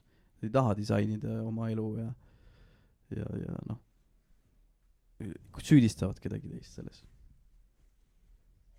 Jah, see on aga kui on nagu rasked komplikatsioonid, noh, meditsiin on ääretult oluline, ilma selleta ju ei saa. Et noh, kui sul juhtub, ma ei tea, murrad jalaluu ära äkki, et noh, ma ei tea, siis sa ju pöördud arsti poole, et abi saada. Ei no, meditsiin on üks asi, vaata, ma konkreetselt praegu mõtlesin ravimeid. Ravimeid, just, noh. Droogid, on ju, et noh, minu jaoks ongi nagu see sümptomitega tegelemine, see on nagu mingi asja ära peitmine.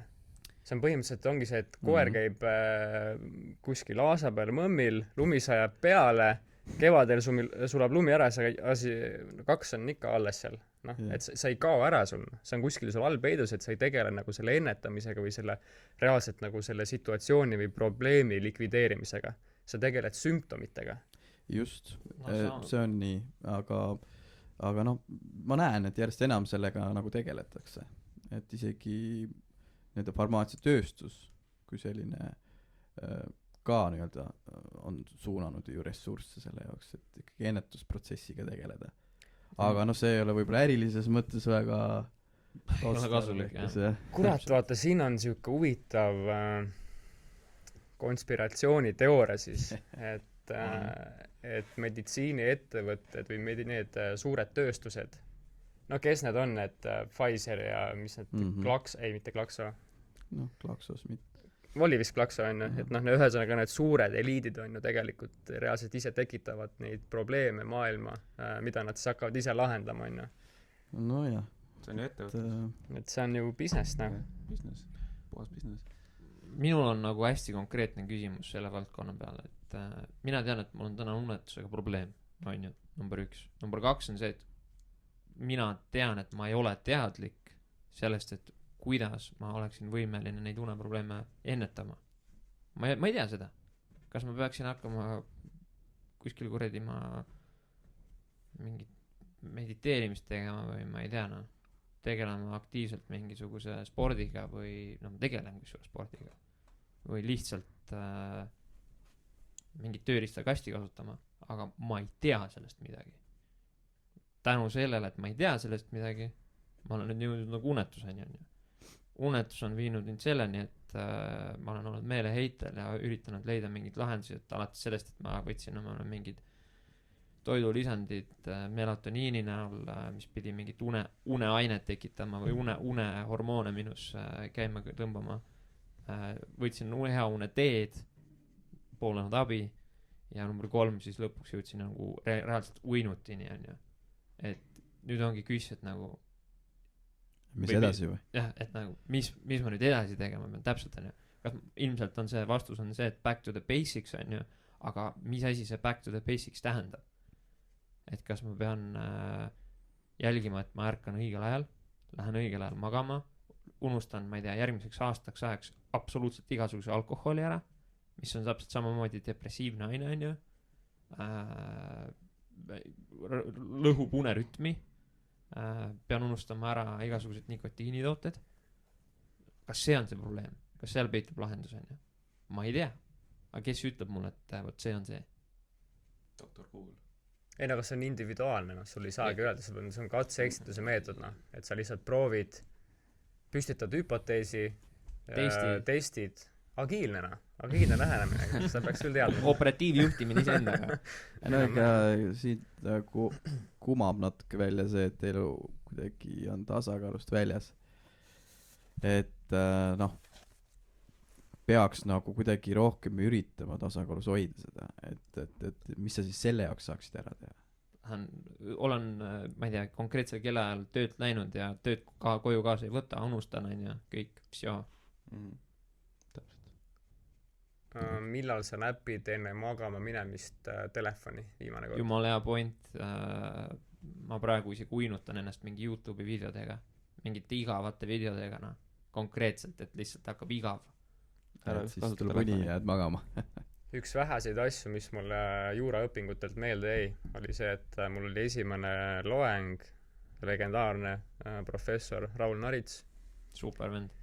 Ütles, et ma kirjutasin õpiku ja kui tal on unega probleeme, siis võtke minu õpik, lugege mõned leheküljed. Et ma ei tea, otsi õigus entsüklopeedia välja. Ma kusjuures rakendasin 2 nädalat jutti, lugesin iga õhtu. See läks nii huvitavaks, et ma ikka ei saanud magama jääda. Et raamatisse oli nii huvitav. Ja siis sul on äkki ikka need mingid mõtted kerivad peas. Ütled küll, et mõtteid pole. Kuulge, tänane episood ei ole selleks siin, et minu uneprobleemi on... Ei, kuule, teeme seda ikka terveks nagu. Pihitoolis seal. Kuule, aga oota, mind ikka häirib see ravimite teema nagu hullult. Südamest tunnistan. Kui me räägime, et meil meditsiin on mingi hullult arenenud ja värki ja ravimid lähevad aina paremaks ja kogu muusika, aga siis kui me vaatame ühiskonda tervikuna, siis meie tervis läheb aina sitemaks. ma olen nõus. jah. Et ma ei tea, on sul endal peas mingi mõte läbi käinud, et miks see nii on või oled sa samas kui sa nagu vaatad, et järjest rohkem inimesi nagu tegeleb oma tervisega, vähemalt tundub nii nagu treeningud, toitumised, iga päev võid lugeda nendest teemadest. Aga ikkagi tundub, et inimesed on nagu rohkem haigemad kui varem. Või see on nagu mingisugune meie aimdus, et on. Et kuidas nagu öelda, mina arvan, et see füüsis ei ole see ainuke faktor, me räägime ka nüüd sellest vaimsest poolest. Et see elu tempo on nii kiireks läinud, stressi on rohkem, kõik see ju on seotud ka väljendub nii-öelda füüsilise poole pealt. Ja ma arvan, et kõik need faktorid kokku on tekitanud selle, kuna neid faktorid on nagu tänapäeval rohkem tänu infotehnoloogia arengule ja kõik need muude teemade arengule, faktorid on rohkem ja siis tekib siuke tervik, mis mõjutab inimest nagu rohkem. No see on minu mingisugune selline vaade sellele, et ühesõnaga, kas ma saan õigesti aru, et see sinu hinnangul see probleem hakkab ikkagi inimese vaimsest poolest? ei, mitte ainult, aga kindlasti see on üks faktor, üks osa sellest, et millele tuleks tänapäeval rohkem tähelepanu pöörata. Kusjuures üks huvitav asi, lugesin täna hommikul Maailma Terviseorganisatsiooni WHO mingit raportit ja seal oli siuke huvitavad numbrid olid seal, mis kajastas siis inimeste rasvumise protsenti või rasvunud inimeste hulka. Ja see oli tehtud, või see statistika oli siis vanuses 5-19 inimesed, eks noored inimesed. Ja rasvumise all me peame silmas mida täpsemalt? Noh, see on siis meeste puhul vist on üle 25% rasvaprotsent. Rasvaprotsent. Ja naiste puhul see oli mingi üle 39 või?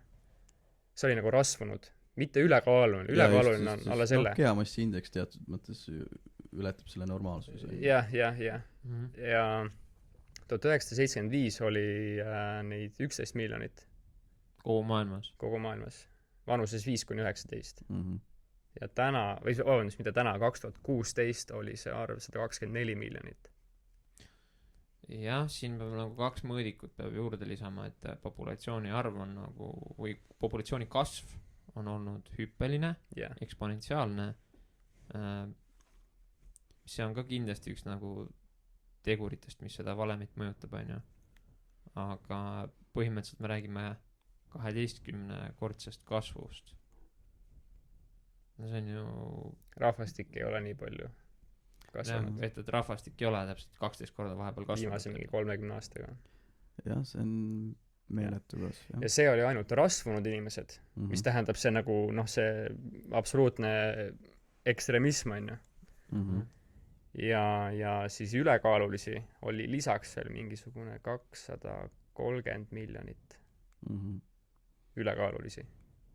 Eks kokku mingi 340 miljonit 5-19 aastase inimesi. Eks on põhimõtteliselt kuskil 20%, ehk iga 5 jälle. Nagu see psühholoogiliste probleemide puhul on ju, et iga 5. Et samamoodi. Vana hea 20-80. Head, meil on siin ainult 4, on ju. Et ongi täiesti pekkis nagu, et kui hulluks on nagu, aga samas täna sa vaatad nagu kuskil noored inimesed, noored ilusad inimesed ja lihtsalt vaatadki. Volt siin, volt seal, sükene nagu täiesti nagu käest ära, akne igal pool, mingi sükene täiesti kaasa. No, aga kui sa vaatad sotsiaalmeediat, kõik on ju väga ilusad, ei ole või?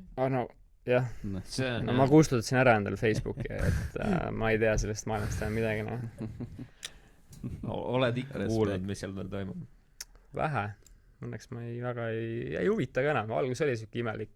nagu keegi oleks mingi jala küljest ära saaginud, aga siuke pärast mingi 2 nädalat oli juba okei. Aga kusjuures mingi UK vend, noh, see muidugi ma hilgan oma detailsusega praegu, aga mingi UK vend tegi mingi testi või ühesõnaga uuris mingit a la 1000 inimest. Ja kuidagi nagu võrdles, et mida siis meie esivanemad tegid. On see hüpotees, et noored liiguvad vähe. Ja tegelikult meie aktiivsuse aste nii-öelda meie noorte versus siis, kui meie vanemad olid noored, et see aktiivsuse tase on suht sama. Sama. No see on mingi marginaalne erinevus oli, aga see on sisuliselt me räägime samadest numbritest, on ju. Mis numbrid ära küsi, ma ei tea, aga ühesõnaga see tase oli sama, on ju. Ja tegelikult ainuke asi, mis muutus, oli suhkru tarbimine. Ja see on nüüd kasvanud läbi selle aja. See on kasvanud nagu. Aga küsimus on selles, et kuidas sa saad vältida suhkru tarbimist või siis kontrollida seda. Ma arvan, et see on väga keeruline vaadates lihtsale tarbijale otsana. Ma võtan Maci eine koos Coca-Colaga, mis arvab, palju ma seda suhkrut söön selle aja jooksul. Ikka korraliku doosi saan, liti saan. See on siukse see on see, mida ma tunnen ise, et ma saan. Jah, minul ei ole seda sündroomi, et ma läheks selle peale, nagu mu kehakaal hakkaks kohe nagu meeletult tõusma, aga ma tean, et ma tegelikult ikkagi lõhun nagu selle suhkruga enda sisemist poolt, on ju. Nii et mul on väga raske täna oma mingit igapäeva harjumust või teekonda vaadates nagu öelda, et kuule, et ma täna teen suhkruvaba päeva, vaata. Sest ma ei tea, kuidas seda teha. Tegelikult see on õige, kui sa vaata mingid suvalisi mahlasi ja mingid, no mis iganes, see on nagu meeletus koguses suhkrut sees. Ostad küll enda arust fully 100% pressed orange juice, on ju. Noh, on siis või? Ei no üks asi on vaata see loomulik ju see kuradi fruktoos, ma sina tead paremini, mis seal kõik sees on, aga teine asi on see ikkagi mingi lisatud artificial või mingi rafineeritud suhkur, on ju. Et see, vaat see on nagu see, millest me räägime. Kuule, aga sellega seoses ma oskad sa öelda,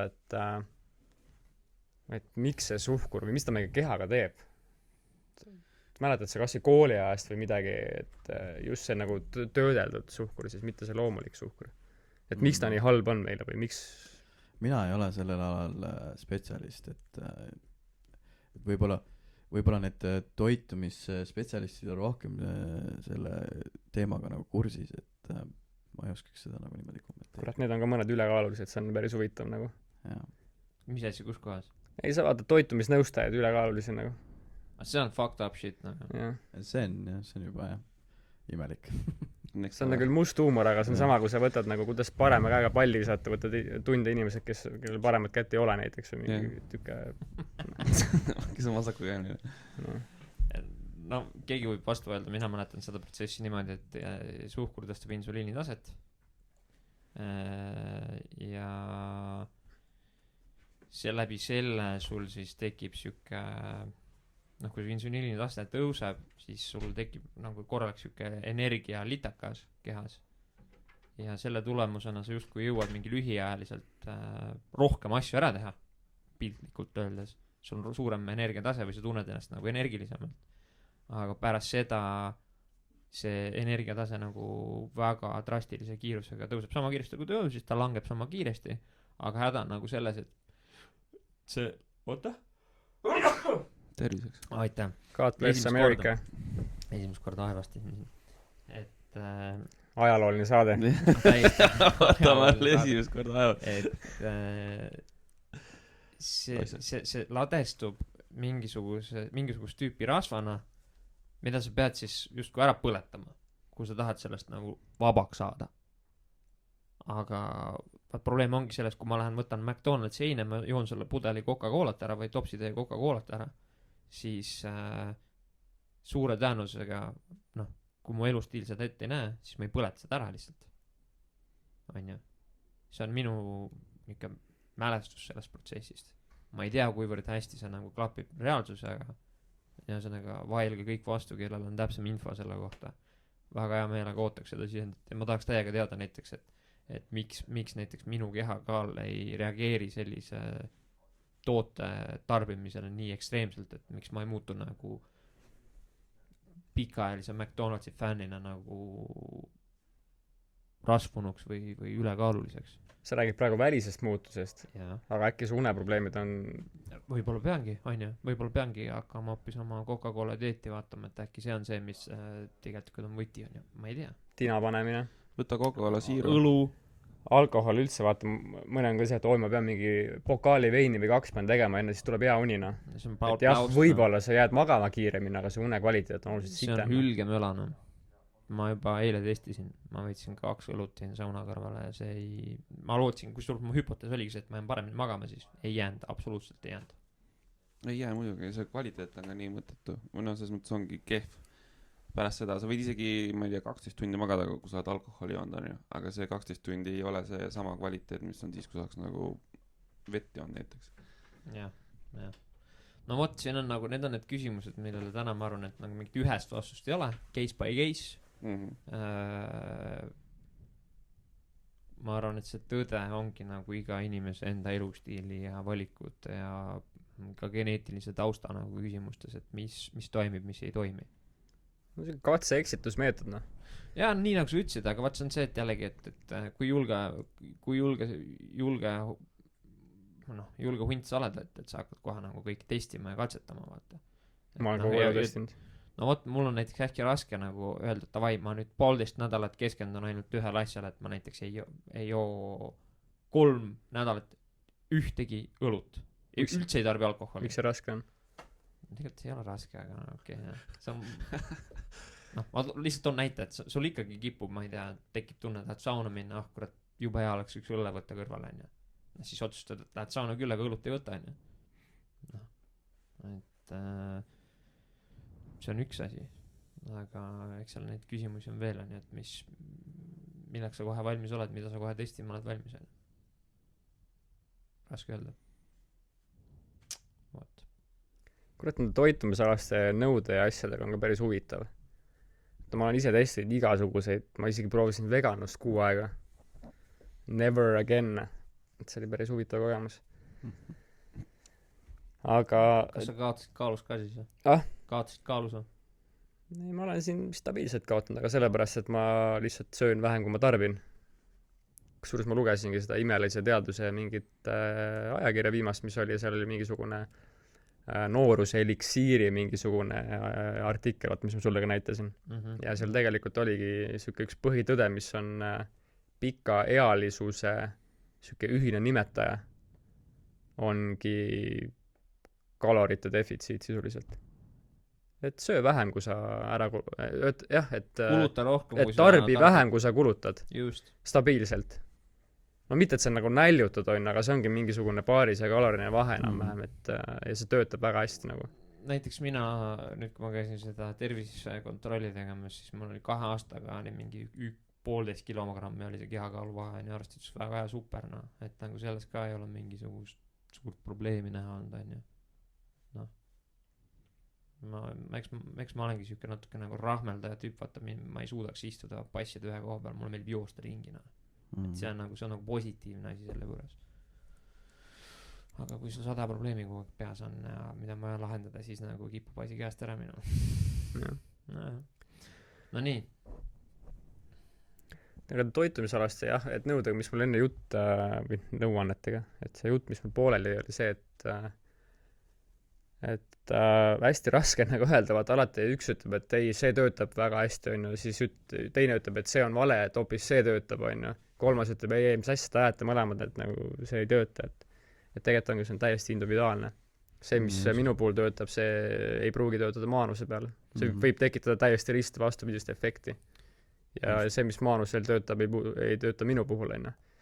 et sellepärast ongi , et nagu kõike ei saa võtta nagu täiesti nagu tõe pähe , et tuleb lihtsalt proovida ja kuulata oma keha ja vaadata , mis su nagu keha selle peale ütleb , noh . just , mitte olla pinnapealne , individuaalselt läheneda , eks . jah , proovida lihtsalt erinevaid asju , noh . vot . no selge , ühesõnaga oleme siis jälle targemaks saanud . paneme tänaseks poe kinni , jah ? paneme tänaseks poe kinni . mina küll tundsin, et sellest mõttevahetusest oli väga palju kasu. Kohe nagu seismiselt läks kergemaks. Ma ei tea, kas ma nüüd täna muidugi paremini magan. no aga saab teada. ja pluss number 2 on see, et ma olen total buyer, nagu kõik teavad. Juba lähen Maanuse kliinikus siin teisipäevasel päeval, et lähme teeme mölluna. Ott ostis kõik teenused ära. tulge targe. Selleks aastaks on otsas nagu. Soodapesu pluss valgendus pluss muud hädad, noh. Jah. mul pole ühte asja, Maanus, mis su kliiniku nimi on? Kliiniku nimi on Lumen. Okei, ja kus Lumen hambakliinik asub Viimsis. Me asume Viimsis selles uues ärihoones. jaa, okei. Ja äritare on siis Viimsi äritare on selle nimi ja 3. korrusel. Selge. Nii et No, sinna ma ilmselt olete satun. oodatud külla. Sinna ma siis ilmselt satungi. Mm-hmm. Lumen. Mis see lumen tähendab? Lumen tähendab ladina keeles valgus. Ja Kas te valgustate siis mind me valgustame sind. minu suuhügieeni ja kvaliteedi osas? Ja me valgustame su hammaste olukorda. Väga jah, seda ma ei jõua ära oodata. Kusjuures üks lahe tähelepanek on see, et mul oli keskkooli ja ülikooli varastel aastatel oli tohutu hambaristifoobia. Ja ainuke asi, kuidas ma sellest hirmust lahti sain, oligi see, et ma sundisin ennast lihtsalt minema hambaristi juurde. Ja ma otsisin endale lihtsalt hambarsti, kellega mul klapib. Ja lihtsalt puhas, see on siuke kommunikatsiooni küsimus. Ma nagu läksin sõbrale külla, kes topis oma sõrmed ja käed mulle suhu ja hakkas parandustööd tegema. Ja nii ma sellest üle sain ja täna ma tunnen ennast väga mugavalt, et ma ei pea nagu tundma mingit rõvedat hirmu selle üle, et kuule, et keegi nüüd nagu reaalselt hakkab tööd tegema seal. Ja hirm on selline huvitav teema, millest võib täitsa ühe saate teha. Eraldi saate. Tuled rääkima meile hirmust. Hirmudest. Hirmudest. Inimestel on erinevad hirmud. Minu põhimõte on see, et ainuke asi, kui sul nagu kiirravimit või siukest nagu kiiret ravimit tahad hirmule saada, on tegutsemine. Puhas tegutsemine. Täpselt. Sinna ma tahtsin ka jõuda. Kas see on tänane takeaway, Ott? Ei, see on mul vana takeaway, seda ma ammu teadsin. See võib-olla nüüd nagu esimest korda kõva aega välja öeldud on ju, et näiteks ma näen seda igapäevaelus ka, et kui mul tuleb mingi ülesanne ette, mis on ebamugav, siis kõige lihtsam seda probleemi lahendada on see, et ma tegutsen kohe. Mitte see, et ma lükkan selle kuskile X aega ja siis ma juba suudan endale mingid 10 põhjust ette mõelda, miks ma ei hakka tegelikult seda tegema. Et see on palju hullem variant. Ja see aitab ka hästi palju nagu seda edasi lükkamise foobiat eemaldada. Väga hea nõuanne. Kuule, aga väga vinge saade oli, et jällegi see vana aja lõpurituaal, et head kuulajad, kui teil on mingit tagasisidet meile anda, siis kindlasti andke seda palun. No meil on antud seda juba. Andke veel. Andke veel, et me oleme omalt poolt kõik need tagasiside nii-öelda oleme ka töösse pannud riburada pidi, et ühesõnaga te aitate meil asju paremini teha ja olla võib-olla siis kuulamise mõttes nagu meeldivamad. No ma tean, et minu hääl on natukene krõbe. Mis mõttes krõbe?